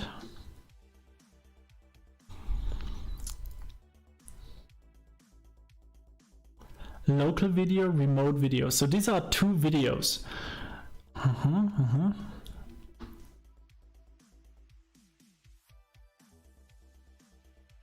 I'm really curious. I don't. Let's see, pubspec.yaml hub. So we start with, this is the web standard, but what I'm interested in is this package. Okay, so we add this as a dependency. We will do that, installing, let's go. And here we are. It's not a dev dependency, of course, it is a real dependency. And we get the whole thing. Flutter pub get, and readme. So work in progress. So even Windows and Linux and Fuchsia and macOS is already working according to this. We don't have screen feature, but we don't need that. Media recorder is also not yet necessary, but macOS, that's pretty cool. So I will add these to the info plist, of course. So where do we get that? In iOS, runner info plist. Up. I add that down here in the dict. And NS camera usage, microphone, yeah, I keep it like that at the moment. This is just the permissions question, why we need the camera. Okay, this entry allows the app to use, what are you doing? Go away. We don't need it yet for Android, but I will add it anyways, because if I don't do it yet, I will forget it, and then later we get some problems there. So inside of Android app source main, I guess here in this Android manifest, is it main Android manifest? Exactly. We have these uses features, and these are also just the permissions that we can use that. And where do we have to add that? Uses, is it inside of the application, I guess, right? So, or is it inside of the uses feature Android manifest? Inside of the application, all right. Contained in manifest. Inside of manifest. No, not in application, right? So like that. At least according to the documentation here, right? Contained in manifest. Okay, so let's try it like this, and in the worst case we have to take another look here. If you need to use Bluetooth device, please add. I will just add that even if we don't need it yet, but maybe in the future we have to discuss that. Templates adds it, so it may already be there. Okay, also you will need to set your build settings to Java 8 because official WebRTC jar now uses static methods in EGL. Okay, so compile versions of Android. Compile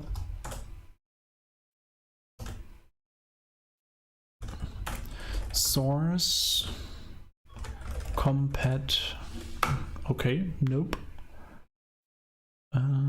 Where do we find that? This should be in Gradle, I guess, right? Build Gradle, yeah. In the top level build Gradle. So this guy probably. Or not? Is it this one? Flutter compile SDK version of Android, okay. Default config, sources, that everything is red makes me crazy, so I make right click on the WebRTC tutorial, Flutter, and select the Android module in Android Studio. And the benefit, it's opening up now Android Studio inside of the Android project. Oops, sorry. And with that we it will run Gradle, and hopefully we don't see that many errors anymore. So Android compile options. During that is loading, I can just search for Android and then compiled SDK version. So we have to add the whole thing, I guess. Android should be here, right? You will need to increase min SDK version of default up to 18. The question is if this is not even standard already. But anyway, okay. So, but with that, we have it already implemented, but there is not so much information. You need to add all. What do you mean with add all?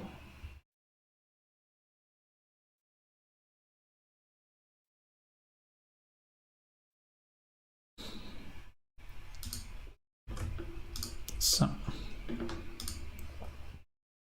this is still running with the Gradle, yeah. So the build process is running here. Oh, it's downloading again something. Hopefully my internet connection will run with it. Didn't I do that with the compiled options? I thought so.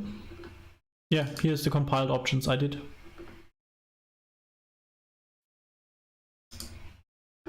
Or did I miss anything? Compile option? No, was the whole thing. All right, fair enough. But anyway, the iOS is already triggered and should run already, right? So what we can try is, what is that actually? Code with me. Oh, cool. We can even make a pair programming session with Code with me in the future. Cool. Anyway, we have the simulator and I try to run this app now. Let's see what happens.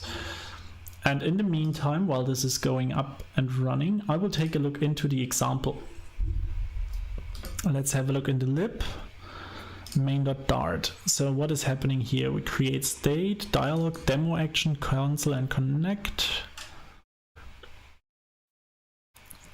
Build row, list view, item counter, build row, show demo dialog, material page, call sample.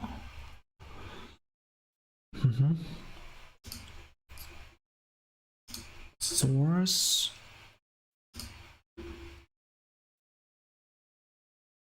Okay. Are there more information about inside of this package, how to implement this stuff? Is there a documentation or anything? We did that. Contribution, example, contributor.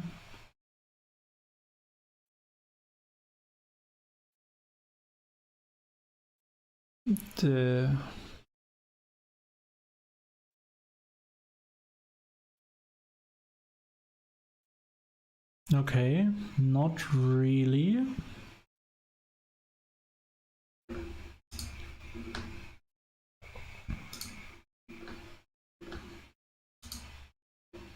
Media devices, record media stream.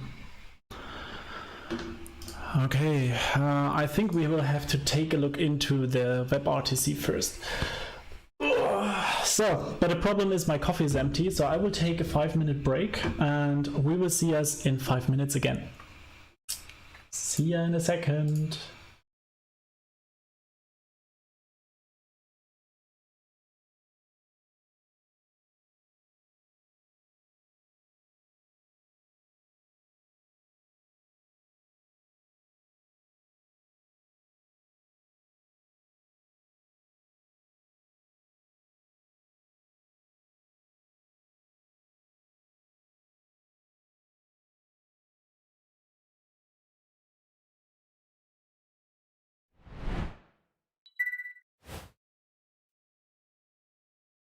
Here, perfect.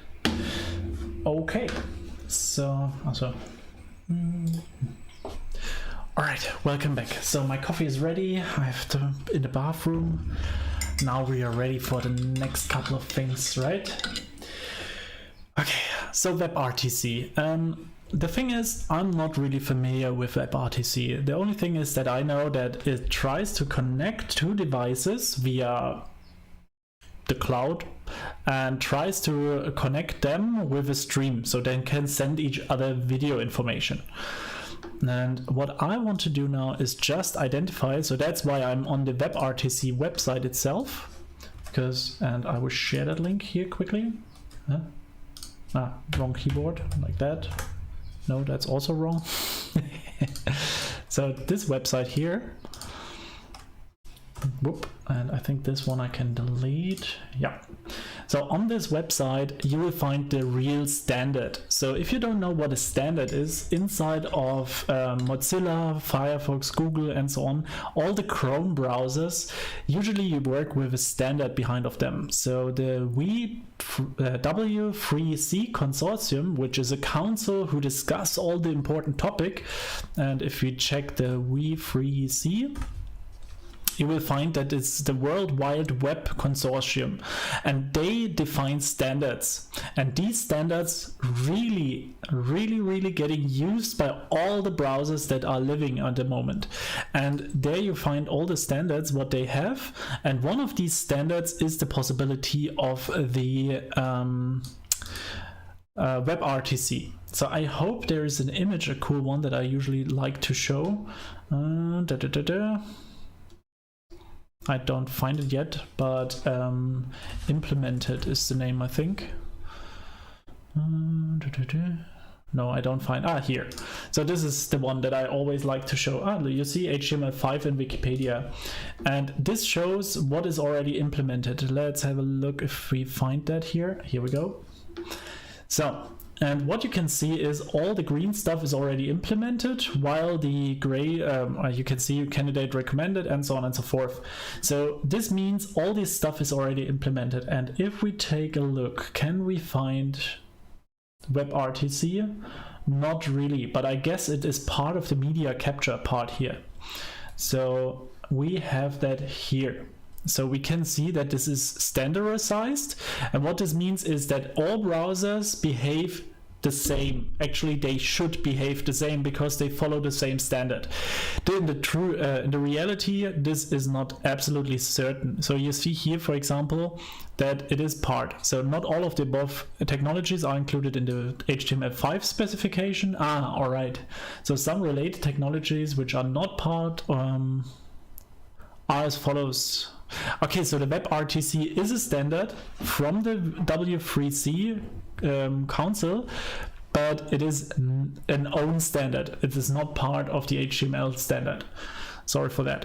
But that's very interesting, and yeah, this allows real-time communication of the browsers. And because all browsers should follow these standards, yeah, that should work everywhere. The problem here is that these standards should be followed, but like Safari is a very good example for a browser that not really like to follow standards and create their own standards. Okay, but let's have a look. What can RTC do? Guides. So there are some APIs like Navigator, Media Devices, Get User Media to capture media stream. For screen recording, we use the media stream Get Display Media instead. It's handled by the RTC peer connection interface. Okay. So media, peer connection, peer connections, signaling. Peer connection is part of the WebRTC specification that deals with connection to application. I missed you too, Deep Singh. How are you? Have you ever worked with WebRTC? Can be video, audio, and arbitrary binary data for clients supporting the RTC Data Channel API. In order to discover how two peers can connect, both clients need to provide an ICE server configuration. What is an ICE server?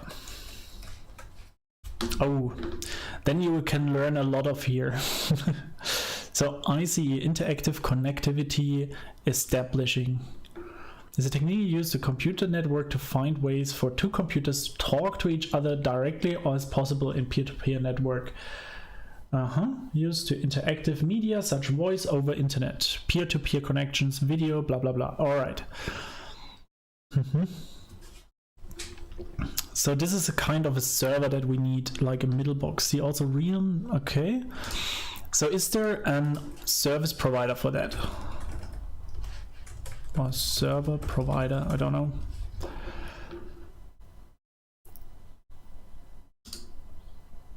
Twilio. I think Twilio I heard already.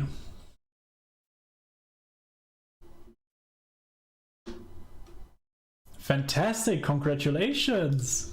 Really glad to hear that you found a job. That's always a fantastic news.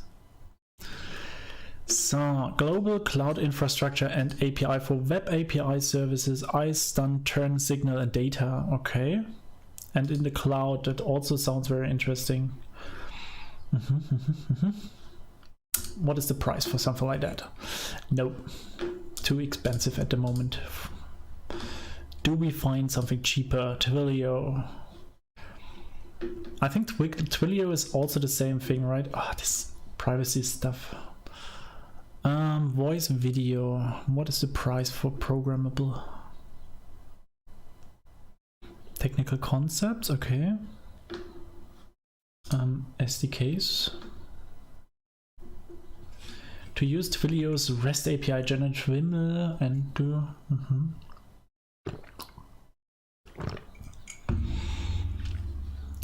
Maybe I got something wrong, but is there a pricing for that? If I remove these docs, where do we come? Yeah, products. So Twilio Flex, programmable video, build, email, elastic, IoT. Build memorable video experiences, trusted to power, blah blah blah. Pay as you go is already a very interesting part. Programmable SMS, email, WhatsApp, trunking.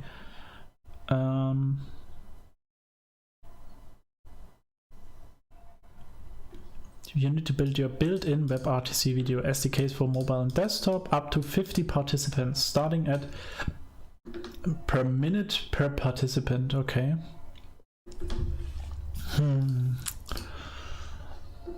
Okay, so is there a possibility to write these ICE servers for ourselves? Self-hosted? Turn. Voice over IP, media traffic native, traversal server and gateway. Can general purpose. Online management interface. But as far as I've read, we need an ICE server to create these peer connections. Includes APIs for communicating with ICE server, but the signal component is not part of it. Signaling is needed in order of two peers to share how they should connect. This is all through a regular HTTP-based web API, where web applications can relay the necessary information before the peer connection is initiated.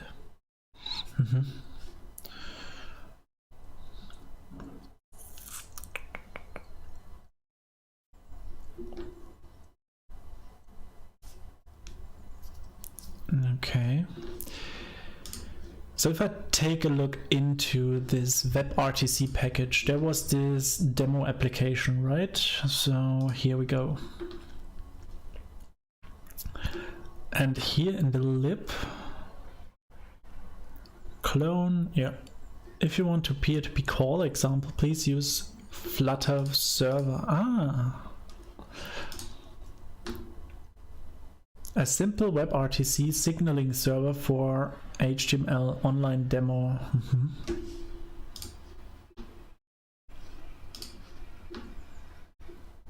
To turn server, built-in signaling turn server, use Flutter WebRTC for all platforms.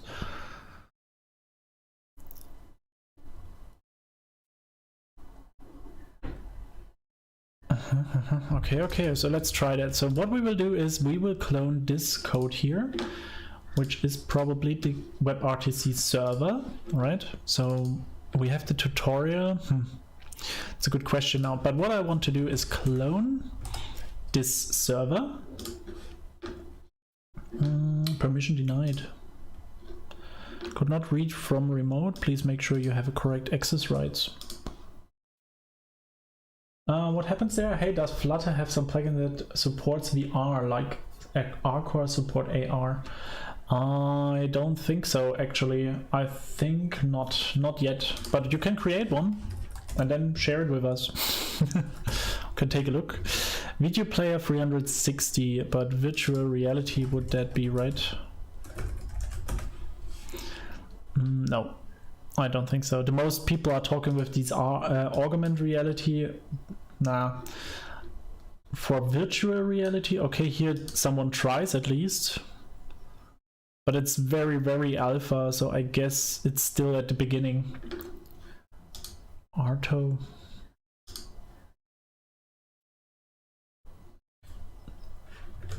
Okay.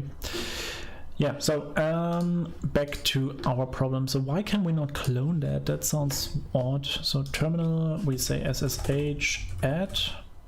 This is hopefully this one. Yep, looks good. Let's try it again. Huh.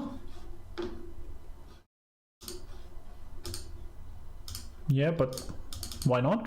I mean, I'm logged in with my user. Why shouldn't I use SSH? That sounds weird. I'm pretty sure if I close, we can close that off. I think we don't need that. Clone. Git SSH. Yeah, clone. Do it. Git clone.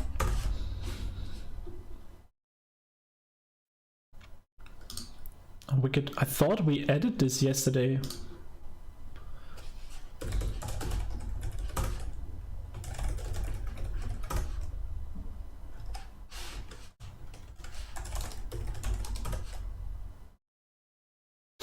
Interesting. Okay, so let's get it via HTTP. Not a big fan, but should work the same way. Quick delete, come on. Good, so clone, and here we are, and clone again. So what do we have? Simple, exactly. We can get this, and then we run the command go run. This is a web server with Go.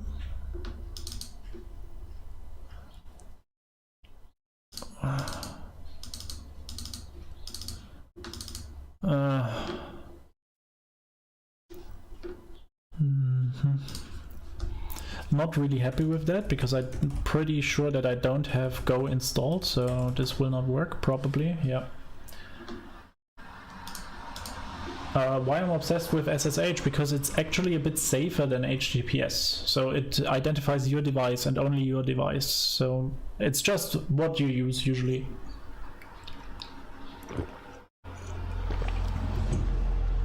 So, okay, that means we have an issue. Nice that they created a server for us. That doesn't work like I expected. Now I would need to learn Go. I don't like that. Don't we have a Dart? What do we need actually? We need a specific signaling and turn server. Built in web signaling and turn server. I cannot imagine that we cannot create something like that with Dart. Why do we necessarily need Go for that? What do we actually do here? So OS, getting a logger, signaler, and PKG. All right, menu. So Dart turn server. Is there something? Perfect. Implementing Flutter Web RTC server and client. What is Flutter? We all know that. What is Web RTC? It's an open source real-time video chat framework. Yep. Web RTC client. And what are they using? Yeah, they're using Go.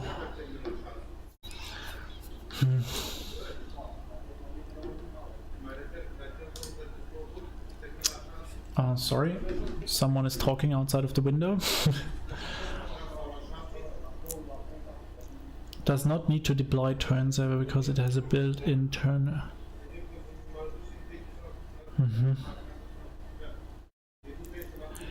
Okay, and if I want to have it in the cloud, like cloud turn server.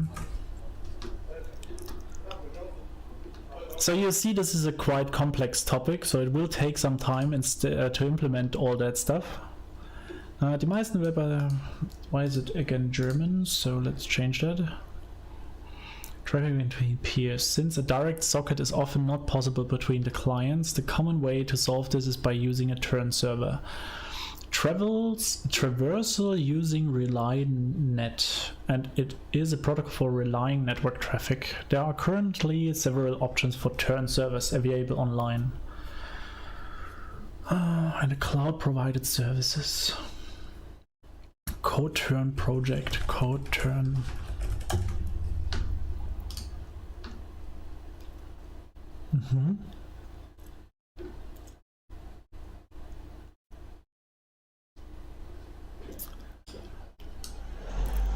Beyond the organizer, this project takes the code as the starter and adds new advanced features to it. Okay.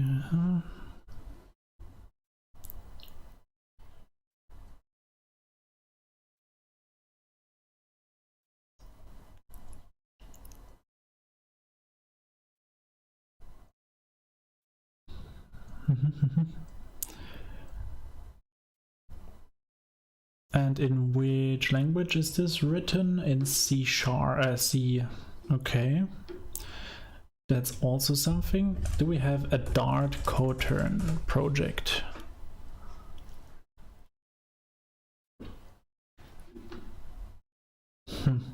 Not really.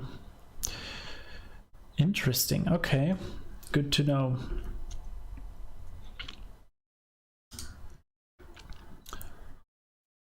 So probably we really need to use this here, or we have to install Go. No worries, all good. I hope you solved the crisis. With ICE server, but the signal shows how this fiction signal service can be used to send and receive message asynchronously. This will be used in remaining communication channel that will be used during the peer connection setup.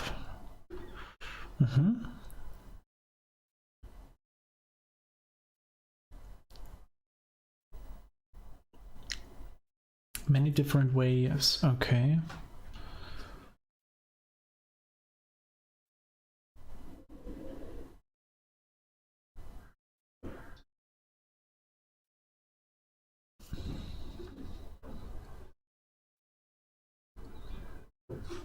Oh, I hear right now that the music is completely stopped, which is a shame.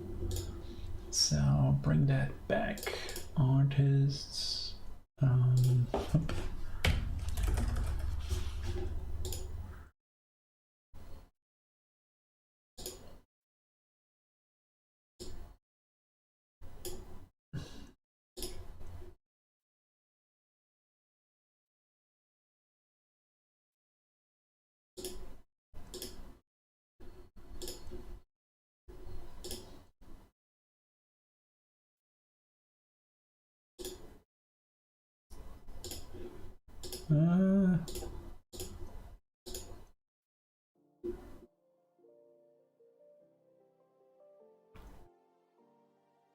So that works. Not sure why the other one is not working anymore.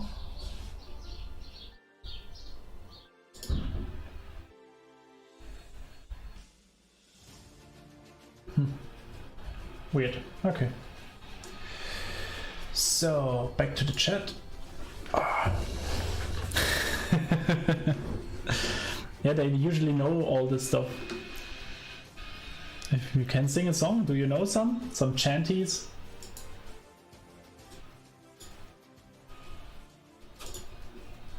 Like the pirates.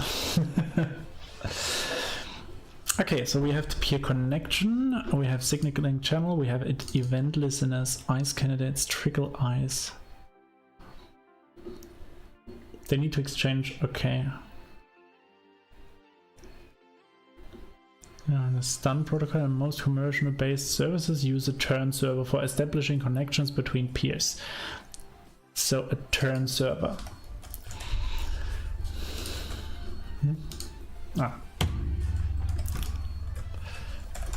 Wow. I have to go again for the music, sorry for that. So, better. Okay, turn server Dart.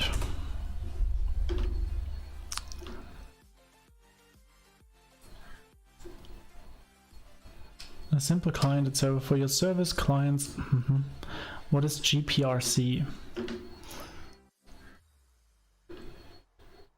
about GPRC. High performance RPC framework that can run in any environment. It can efficiently connect services in across data centers, pluggable. I think that is not what I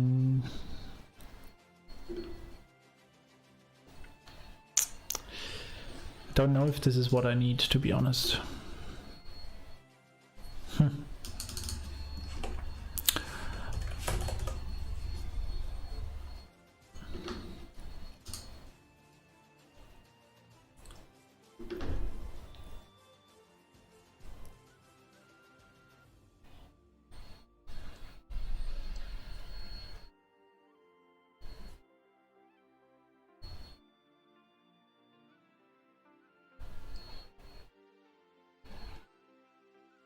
So we need a turn server online, and with that we can then connect two RTC clients together via the server. So we just need to find a turn server solution. Coturn would be one option, so that we have to do it ourselves.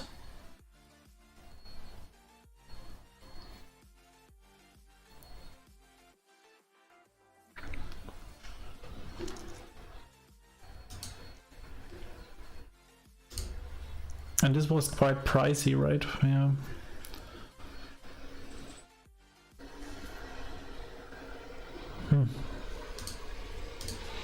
Can we avoid that by, I mean, at the beginning we can most likely connect two clients together without all that, right?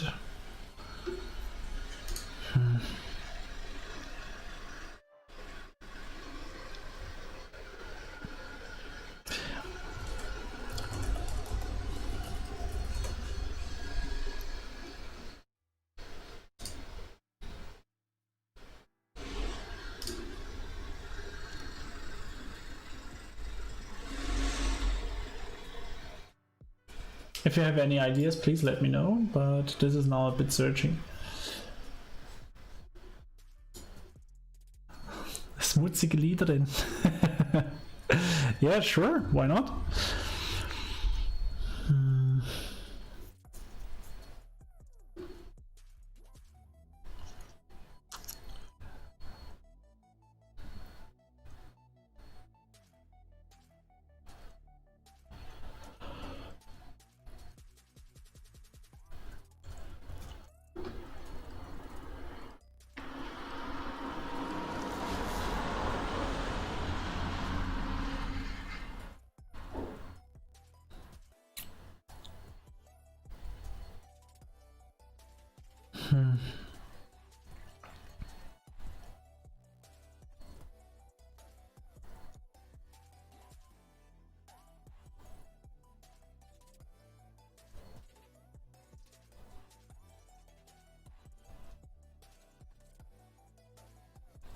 Yeah, that's true. I think Submarine is also a very good example for a bad development experience. It's really sad.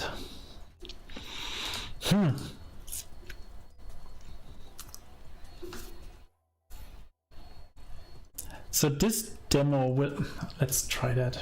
Cannot be too hard. Okay, then let's do it this way. If we need Go, let's install Go. And we will try that. I just want to have a physical running something at the end of this. So clone, up. Starts this again. CLI is a command line interface. And actually a CLI is nothing else than the terminal. It's just a fancy name. So if you search for a CLI tool, you always mean something in the terminal, like here.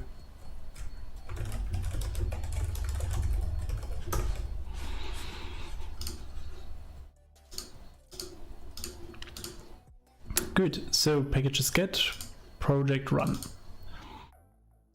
pubspec.yaml, pub get. And for the other one we have to install Go.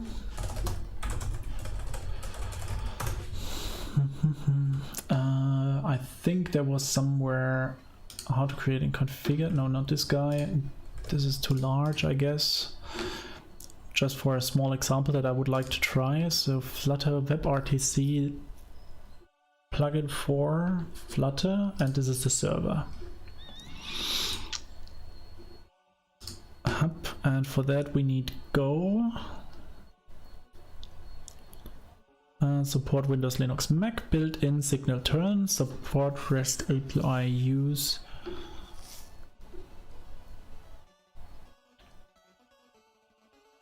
I ask myself if this really was not possible to work with another language, or it has to be Go.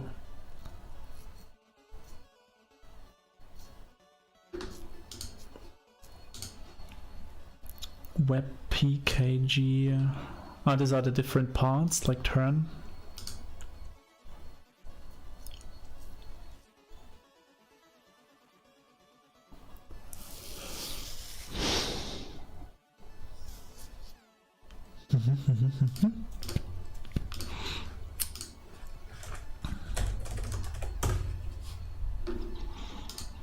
So the Go download Go for Mac, open.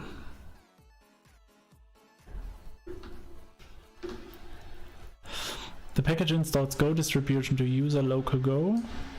The package should put the directory in the path. You may need to restore the terminal sessions. Okay. Nothing easier than this.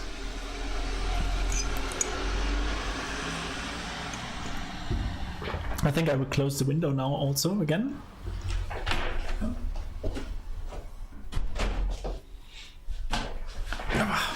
Actually, I didn't have recognized how many oh, Brew. I could install it with Brew too. True.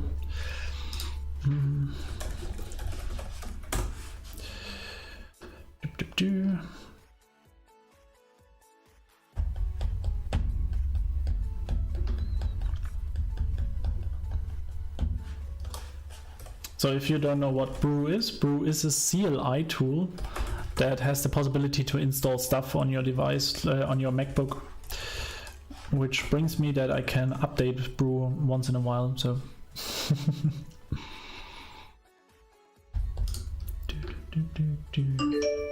thank you.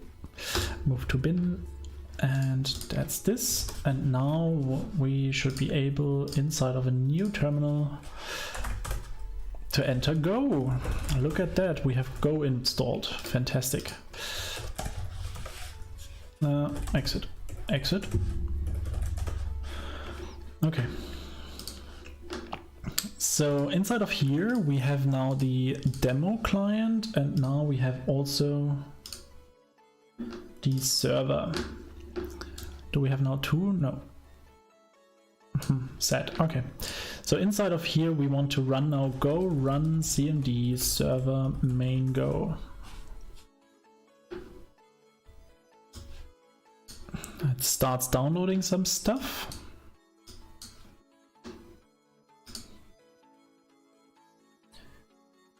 And can I not open up in a new window? Open. The IDEA projects, the demo. Okay.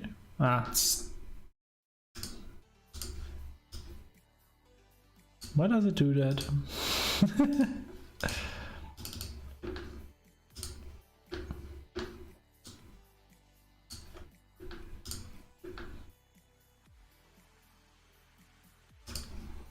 Okay, so if we start up these two, and I guess we can do that now as soon as this is done.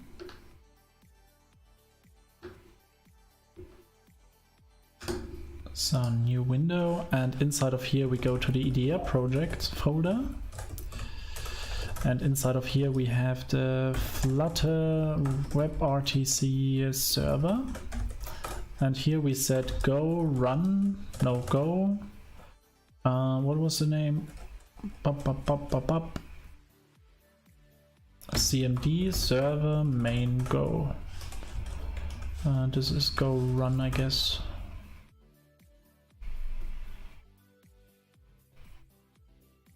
I think it has done it automatically for me because I can enter Go inside of the terminal without getting error messages. Okay, so we have now our server up and running on localhost 8086. And client sent an HTTP request to an HTTP server. Okay, so I got already the info and the server is running. That's already a good sign. So now it's more interesting what the client is doing. We have already some call sample, utils, device info, turn dart, client bed certification callback, get turn credentials, true host port. Interesting. Turn web socket.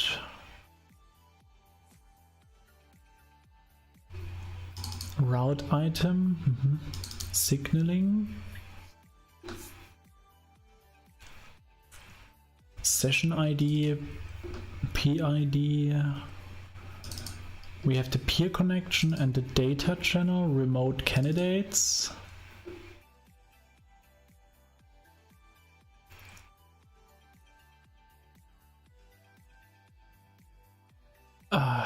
What is this?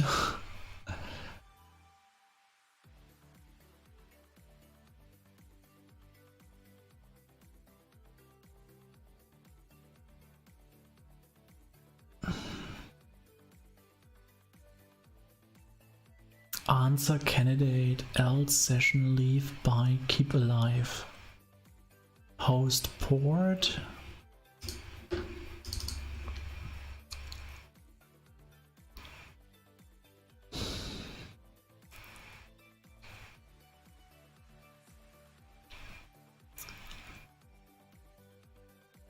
Build row.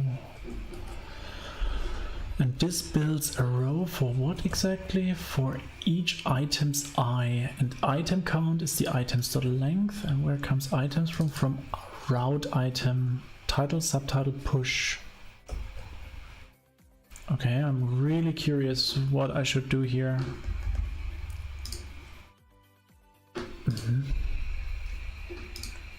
Enter server address, that would be the one that we have in the server, right? So this guy. 0.0.0.0 8086 connect. Closed by server, invalid port.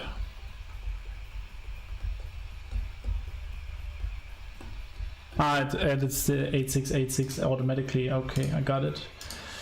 So this is 0. I don't have to add anything, right? If I connect. Nope, that was too few. So 0.0.0.0 connect. Aha, here we go. So this we are ourselves. So let's start the whole application. Can we do that a second time? I have to switch to the master channel quickly. Flutter channel master, because here we could also execute the macOS version that is also installed, as you can see here, and then we have two devices and then we can switch between the two. Flutter upgrade, and we download again. In the safety app, which safety app?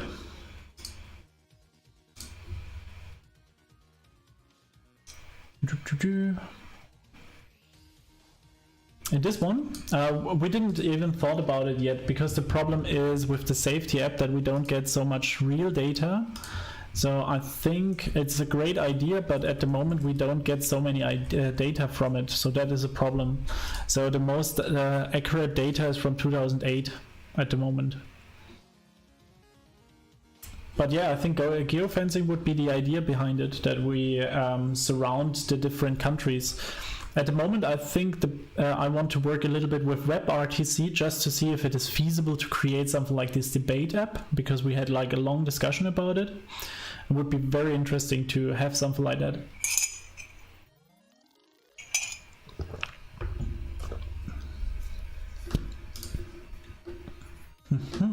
So we download and build Flutter. That's fantastic. Just checking in what happens here. Also a lot of stuff.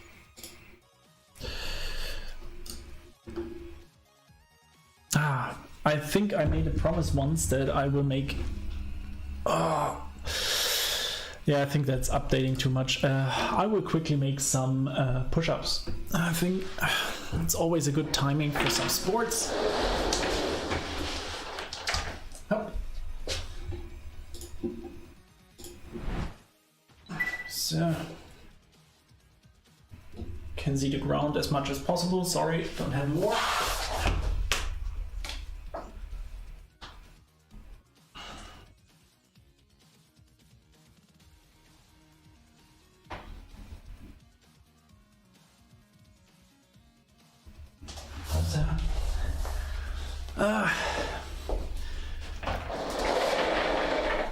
So that I'm not completely useless during the download time. Always the worst if you have to download Flutter in any kind of new version. Only 5? Did I miscount it that hard? Believe me, it's still downloading. Should I do another 5 in that time? Right? A little bit sports in the morning cannot be hurtful, I guess.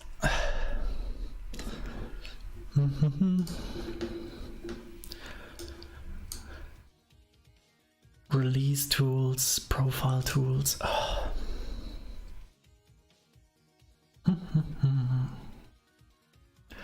I would really like that this is working right off the box, because that would be pretty fantastic, I guess. The only problem, will it work with the simulator is the question. So we can close that off.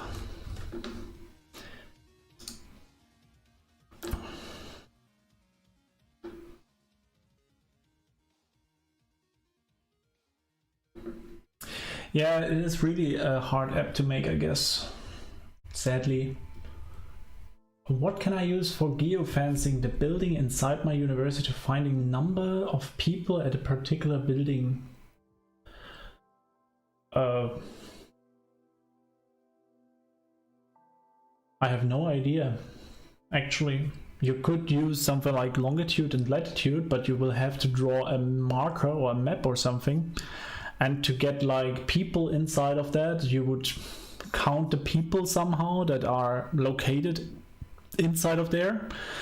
But I guess you will get some problems with privacy policies. I don't know if this makes any problems for you, but if not, then everyone who has your application should be tracked more or less, and whenever they cross the location there, it will be possible.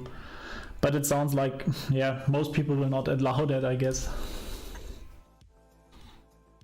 At least not to manage to say, look where they are.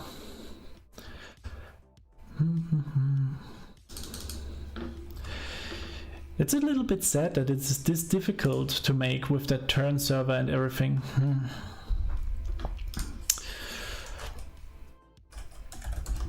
Server cloud based.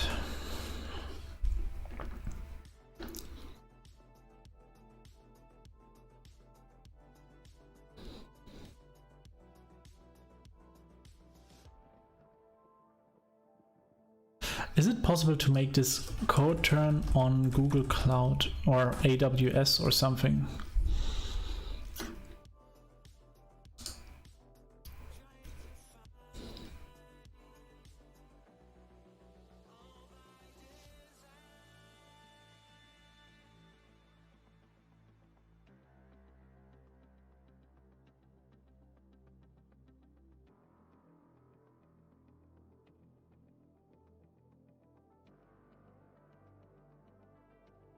I think that would be cool to do.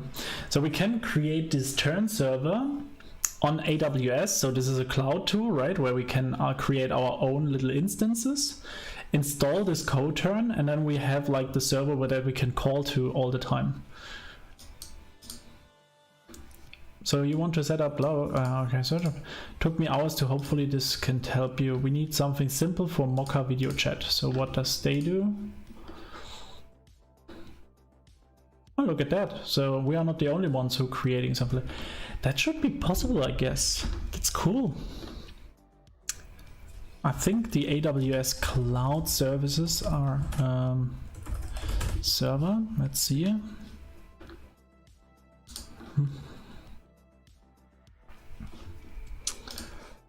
And we switch here quickly to English. So as far as I know, the pricing here has a free tier, and then we have like increasing their optimize your cost. I hate the website from AWS. 12 months free following your initial sign up.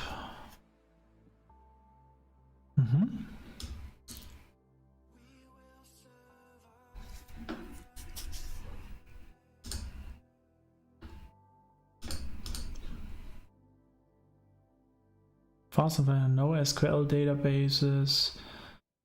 Amazon Chime, CloudWatch. So what do we need? They talked about create an EC2 instance. I think I saw that somewhere. This is that bug guy here.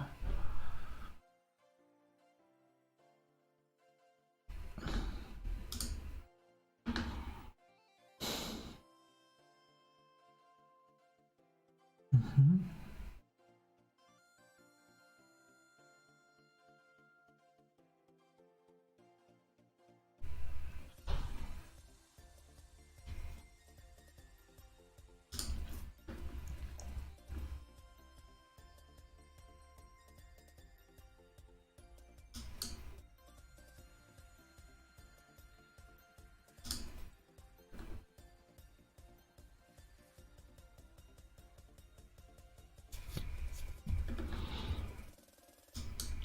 12 months of a free tier access. Okay, so before we go into that too deep, I want to just check if our testing app is working. So let's see, a Flutter Doctor. Let's see if we have the newest.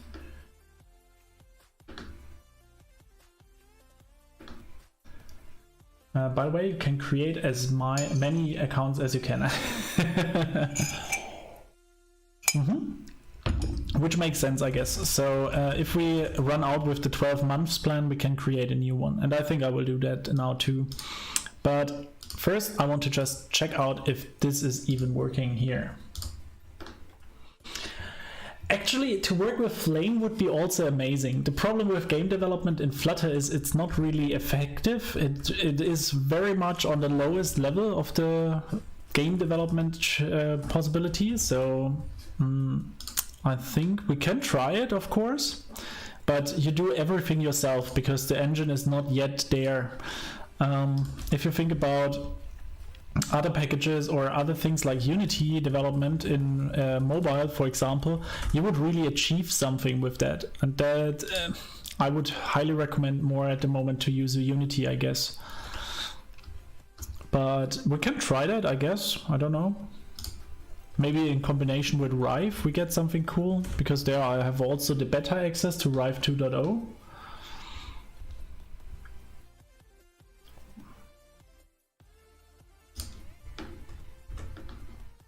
Will Google totally switch to Flutter in the future? I cannot promise that, of course, because they have a lot of services, but I think the Google Pay app is already in Flutter, right? So Google Pay, Flutter.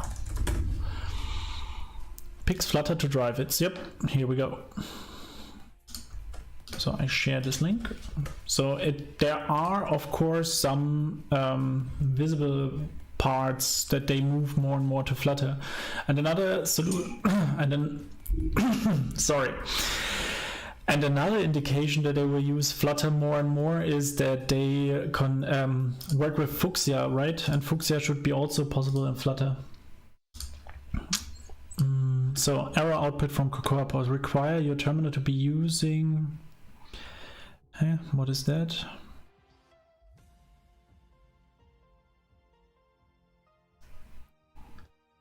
It complains about my Cocoa Pods. Okay. So RM iOS, yeah, and then pod file, I guess, or Yeah, pod file. And then let's start it again and hope that it works now.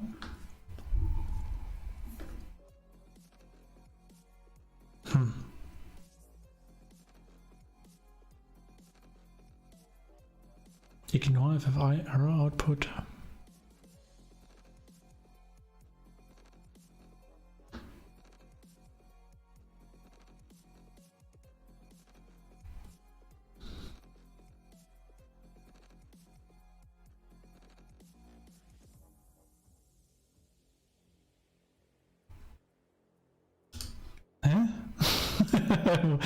What? Okay, so for iOS it works, it's just macOS, then I'm pretty sure that it has something to do with the current master channel. Hey Minu, welcome back. So for the phone it works. Okay, let's do it then differently. If now we can also use it in web, maybe this works.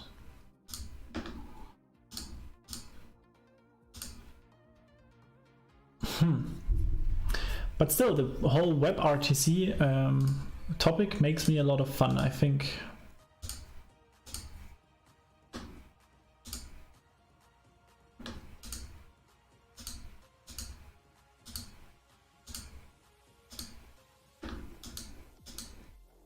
Do we get any errors here?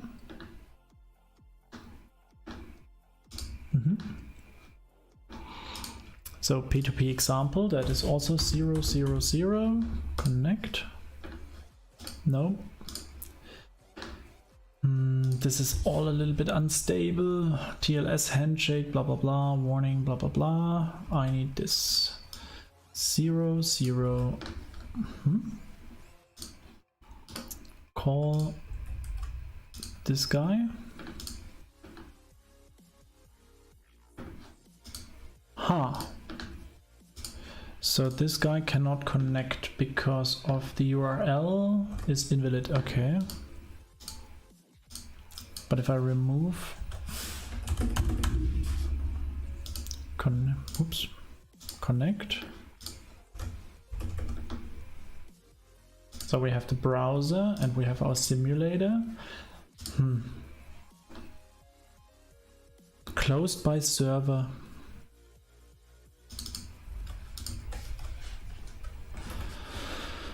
Do we get an information why we get an error? Unknown certificate. Okay, that's unfortunate.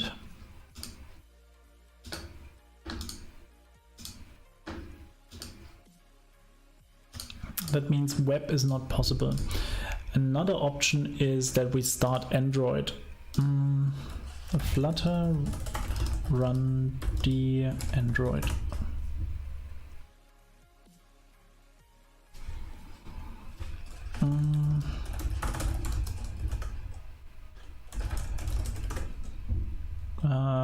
What was it? Flutter list or Flutter help?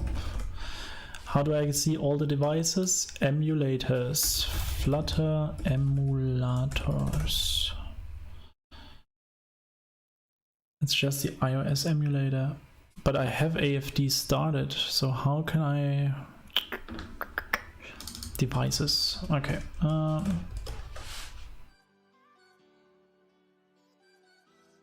Thank you, Flutter device that it is. But I adjusted the free connected devices. Okay, now I have to really start Android Studio. So go away, IntelliJ. Go away. We go back. This can be closed. Oh, yeah. Cancel. We want to open up the demo application.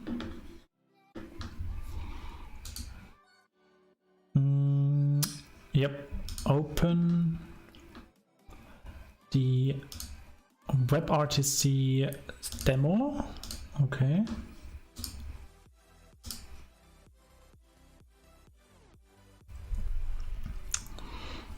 So yeah, that is today also just our recon mission, where we just want to identify if it is even feasible for us to create this Web RTC stuff, or if it's getting too complicated. At the moment, I could imagine that we could create like this turn server on AWS and then create the connection with that so far, and then we can develop on that. So I guess this would be a feasible option. And now with this demo, I just want to test if this is working and how it is working to understand how the implementation actually works. So let's start this and the AFD. Oh, I don't have a virtual device. That explains a lot, I guess. So the Pixel 4, I think that's just the right one for us. Next, we don't have an API installed. Crazy.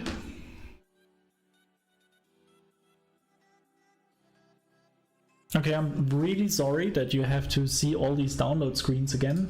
I really thought that I'm more prepared. This can be gone. This is that.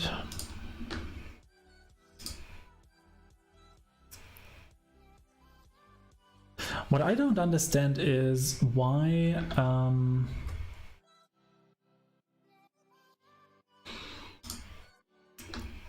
AWS includes 12 months. Yeah, but I have the feeling for me it happens all the time. So, do we have already new people on the server? Yeah, Patel is there and Moel Layali, Minu, Deepak, all there. And if you take the rules, then I remove informations, right? You told me. So we maybe make another session where we just set up the server of the Discord together. And in the meantime, we still download here. Connect again. So this works, that's good.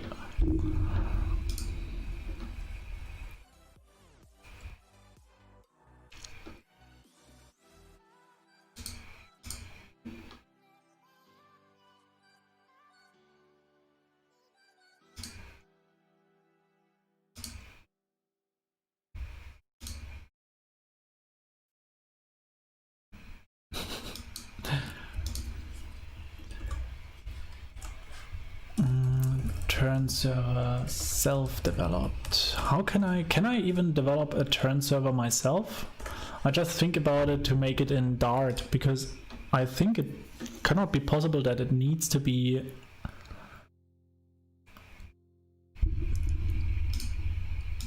Coturn was the name, right? Coturn.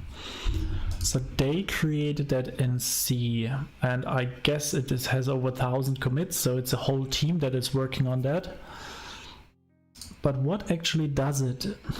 Client server?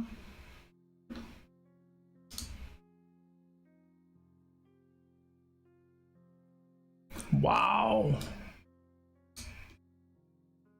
Wow, why the hell is this just one file?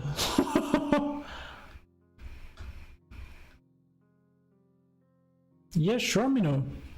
Go for it.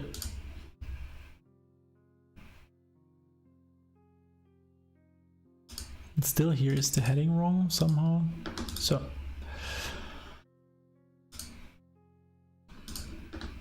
is there a possibility to combine Flame with Rive?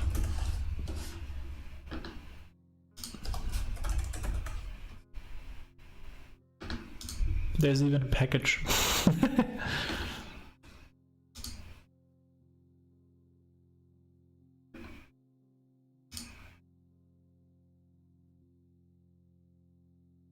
A responsive house. Ah, this is the one.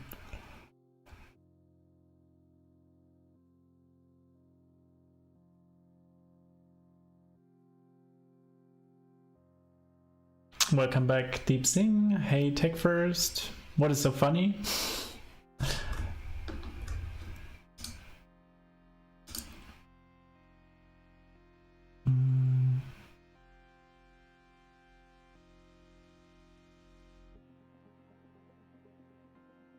There was also a game, I think, from Flutter, right? Flutter game? I think they have made that in 2018 or something. Yeah, the Flutter Developer Quest.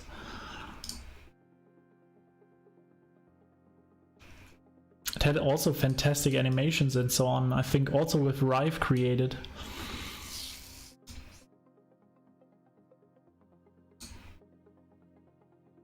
Is Is this getting updates?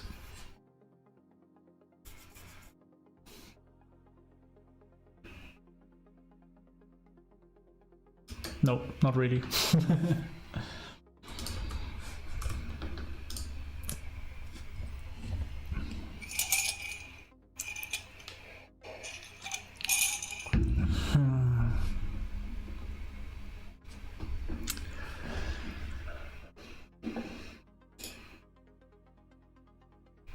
So photo chat up on GitHub. So let's see, that is on GitHub.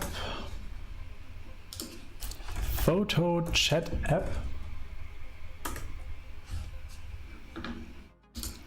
Here we go.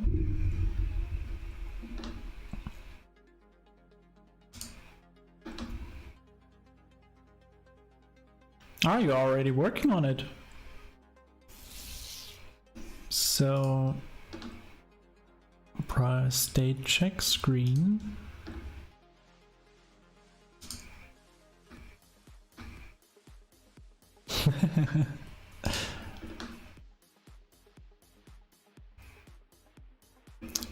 Okay, so you search more contributors in order instead of having the app idea.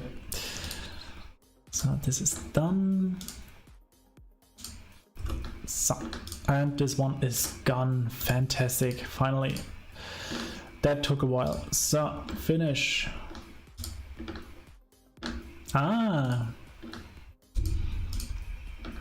Unable to locate the ADV. Ah, but it starts. Okay, fine, fair enough. And now we want to have emulator settings because, okay.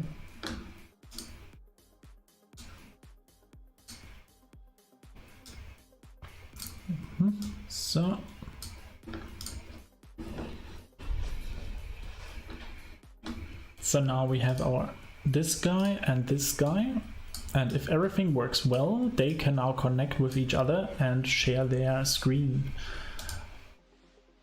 I don't know why this is not working. This is also a good point. Receive data.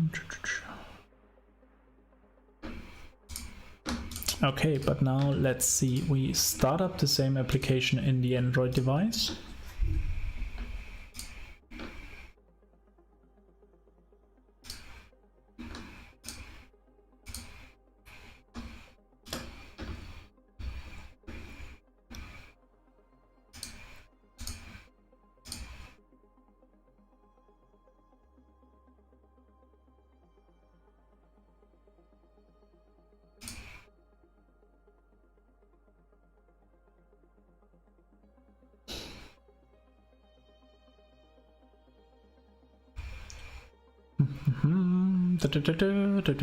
Of course it takes again ages.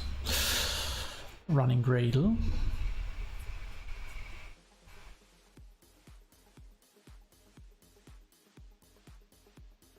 Play the music. Which music do you want to hear? The app docs, it's down in the video description. I think I added that before, right? So if we check the video description, did I do it? So yeah, you see, there is the document. Here we go. So where is it? Link copy. Here we go. Oh no, don't do that.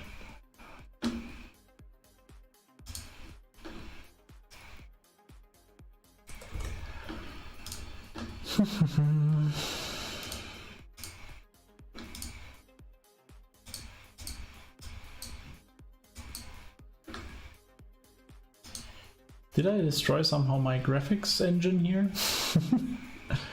Looks kind of odd.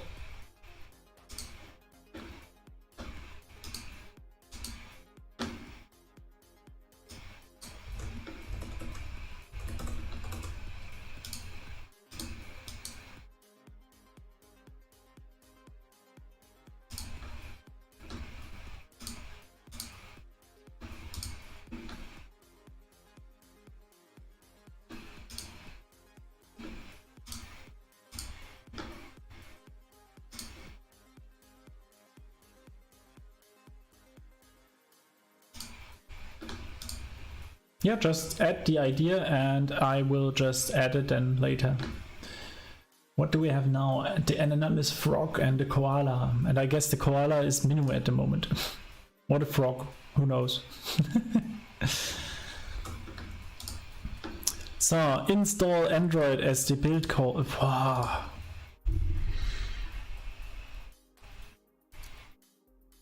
We should do more often live streams where I really implement something, because it's a shame that we can start with implementing anything and just stick in download sessions all the time. So hopefully, and I cannot promise anything, but maybe this afternoon or tomorrow we have another live stream. Just I can already prepare you for that. I will now try to make every day a live stream this week, but as I said, I don't promise anything, but it's really likely that it happens. At least I try that. And if you have any questions in the meantime, or if you have any ideas that we should do, or if you want to see something happen, please let me know. Then I can try to implement that in the live streams here. So finally we installed the APK. Yoo-hoo, here we go. So peer-to-peer call.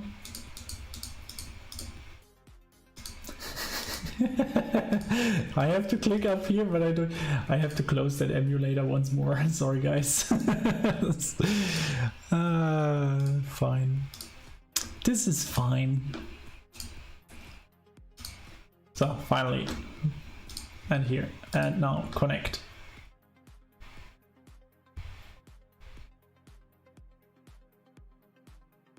About Xlint, this guy is here.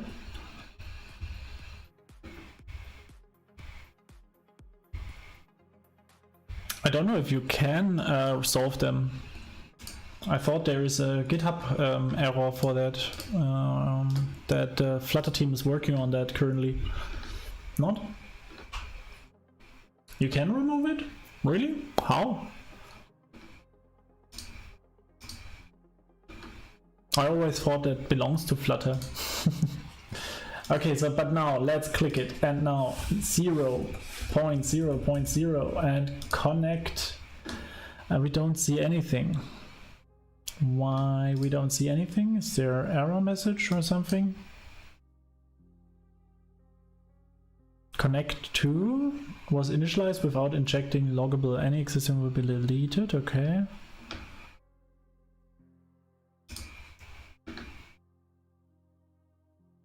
Are you connected now? Releasing, okay. Let's restart quickly the server and connect. So this guy is connected, and now this guy connect and crash. Closed by server, OS error, connection refused, address 00, port 50328. Okay, he tries to use another port. That is not okay. So, what is the port from us? The port is 8086. 8086. Connect. Still not possible. Now tries to reconnect.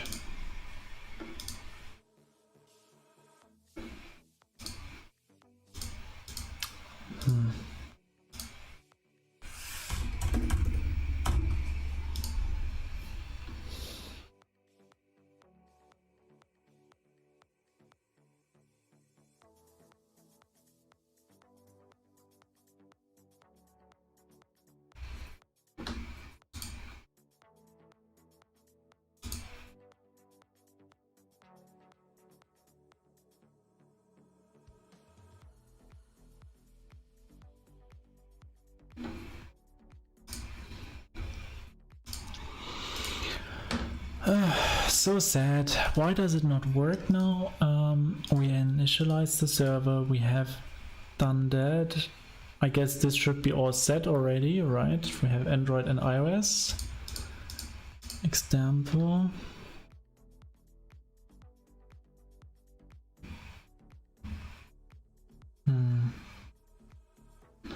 server is refusing, yeah, but I don't see even the call to it, right? There's an expired map, something. Could make that a little bit larger, but we don't see it even that there happens anything. So the server is kind of happy, I would say. Connect. Host connection, get new host, a connection established, closed by server 500, socket exception, OS error, connection refused. The error number is this, and it tries to access the port 50336. The question is, why is it trying to access 50336?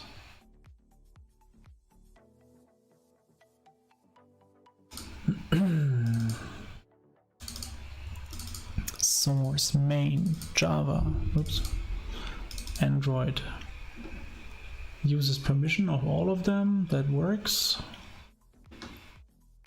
And the build Gradle is probably also set up, right? Yeah. It's a dynamic port, okay.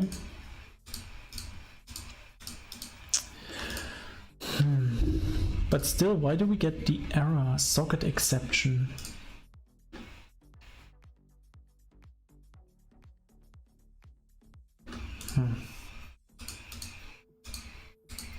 So if I enter something complete bottom, one other option would be if I go outside here, we get an error, WebSocket close, okay, remove peer.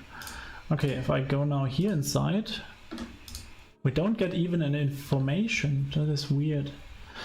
The permissions should be enabled because they are set in the Android manifest, and here all of these are there.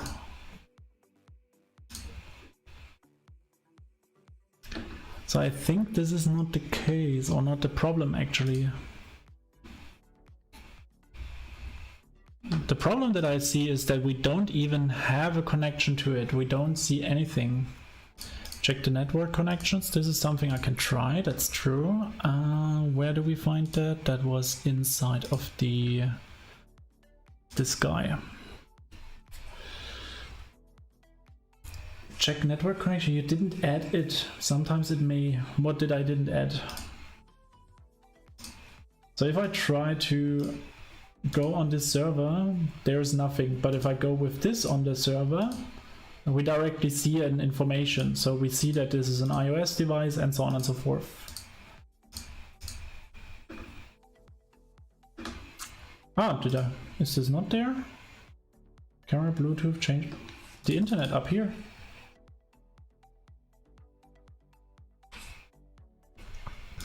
But just to make sure, if I go to the README, I think they have all the permissions set, so I take all of them. Camera, change network state. No, this is dead, right?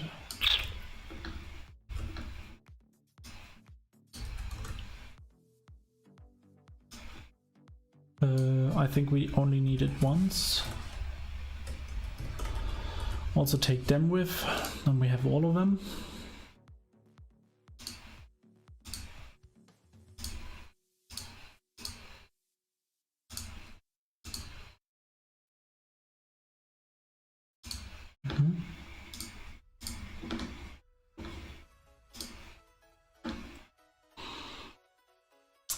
The Dart Dev tools here. Okay. Then we go back to our Android studio. We open up again the main.dart. And here inside of network, we have the possibility to record everything. So, and we connect to the server. And we get directly 2 errors. Do we see here more? Username Flutter Web RTC. Ah!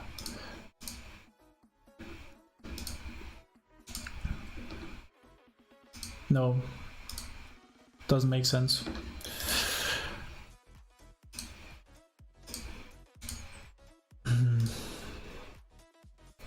If I clean that up again, restart the server, and I try to connect, no information.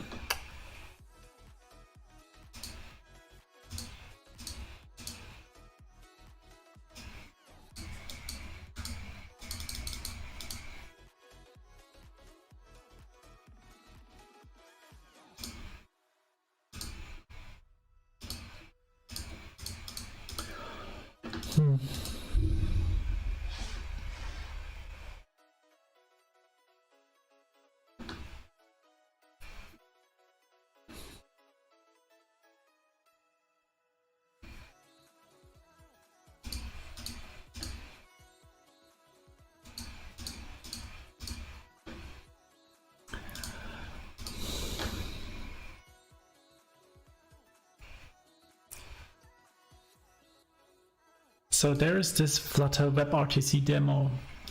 Is there an issue? Sorry. P2P call sample connect crash.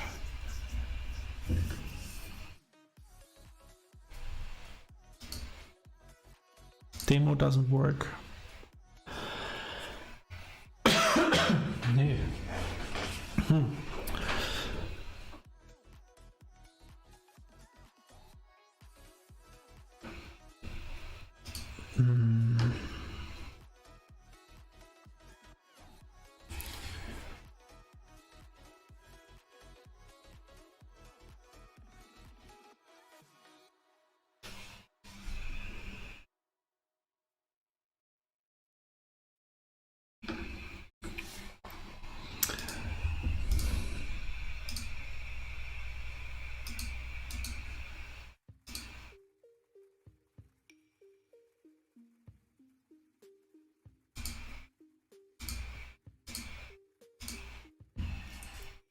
My Java version at the moment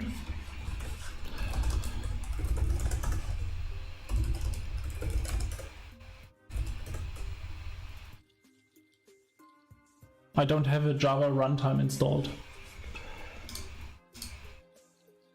but I have the Android version, so Android has Java installed itself or not?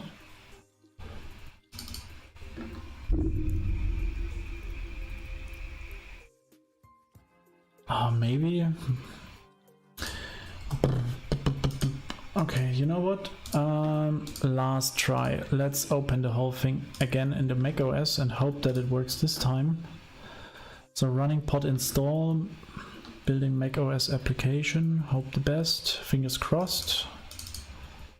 And if it not works, then we make a Flutter clean.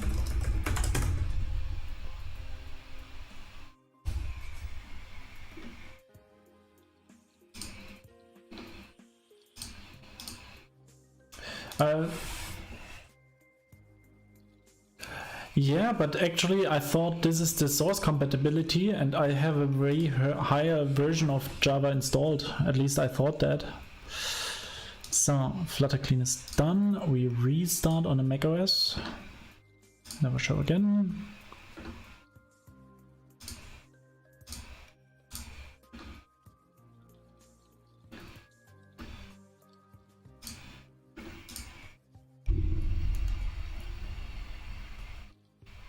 Okay.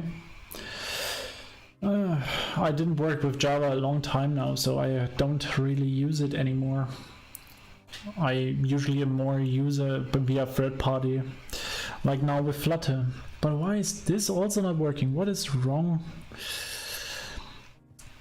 mkdir, Flutter WebRTC demo, delete RV, blah blah blah. So planning build failed, and why? Is there also... Could be app or framework. Okay, let's try something else. Flutter create dot.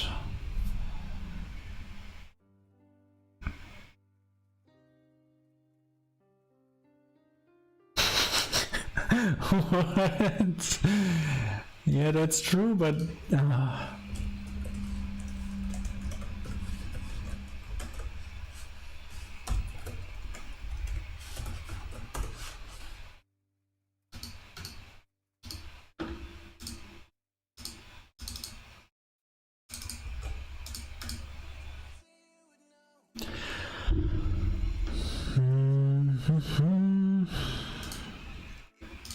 what a crazy stuff, I tell you. See you, Stefan. So now let's try that once more. We open up the project again, but now with the right version. So idea, demo. Here we are. This window. Terminate. So Flutter create dot. Look at that, there were a lot of files missing. Probably that was the problem. So source, exactly. So this is all the stuff. We have it now on iOS, and let's try it on macOS.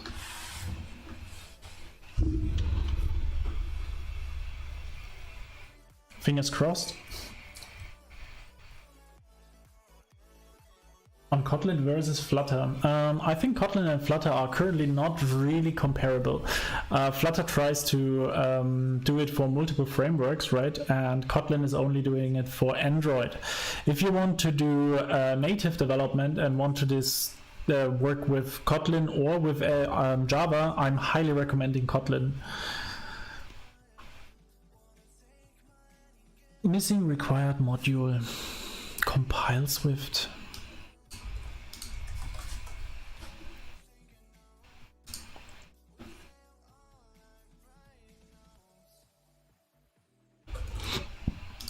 Okay.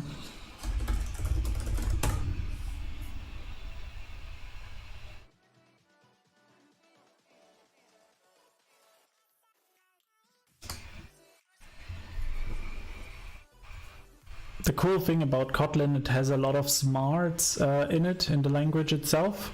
And I think if I wanted to learn something native, which I hopefully do also next year, is Kotlin or Swift, one of the both languages I would like to learn natively, just because it is such a huge community behind, and especially if you work with Flutter, sooner or later you will be, or you need to be able to work natively on a device. Actually, I hoped that, oh, what is that?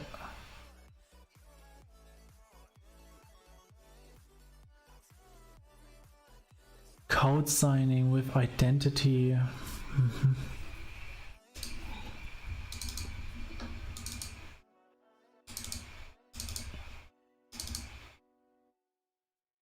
It's maybe the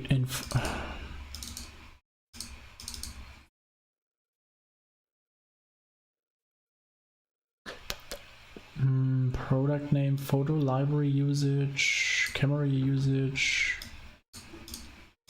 So let's try to get all of these infos with us.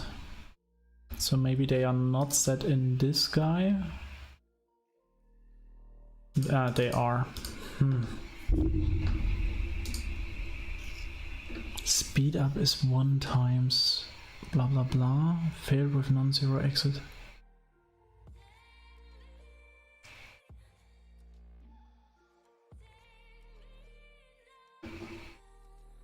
Okay, another option that we can do is we have inside of here this workspace, and what I would like to do is open the macOS folder inside of Finder. And here we should be able to find this Xcode project.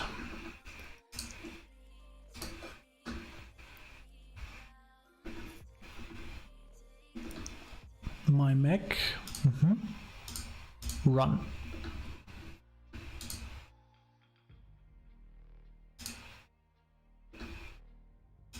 Maybe I have to choose a team. Maybe he couldn't find that.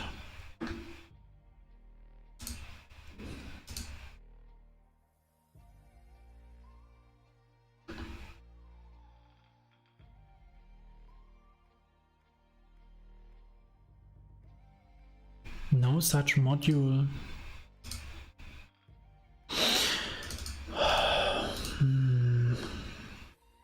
Flutter Web RTC.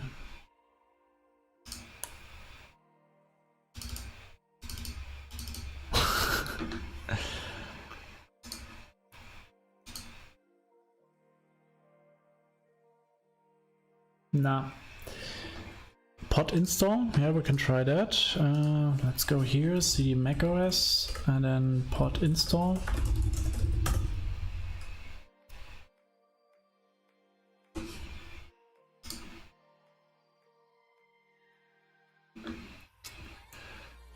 Set base configuration, okay. Okay, so there have been some dependencies installed. No.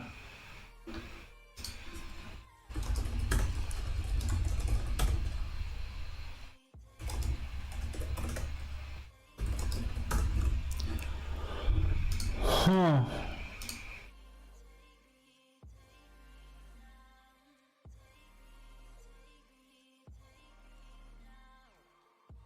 I really hope that we at least manage to get a stream together.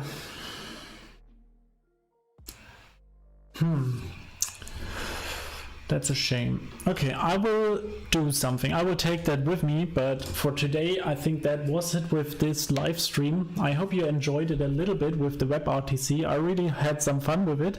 I'm a bit disappointed, I have to admit, that we didn't manage to connect both devices with each other. But this also tells me that the whole story will be a bit more difficult as we thought the first time. Also, we maybe have to take a deeper look on how this stuff is really integrated and used before we can just start with all of that and really take a look what happens here. I really hope that we can just use it as it works, but we will have to take a look into it. Yeah, all right. So thank you so much for watching, and we see us soon, hopefully. All right, see ya guys, and thanks for your help.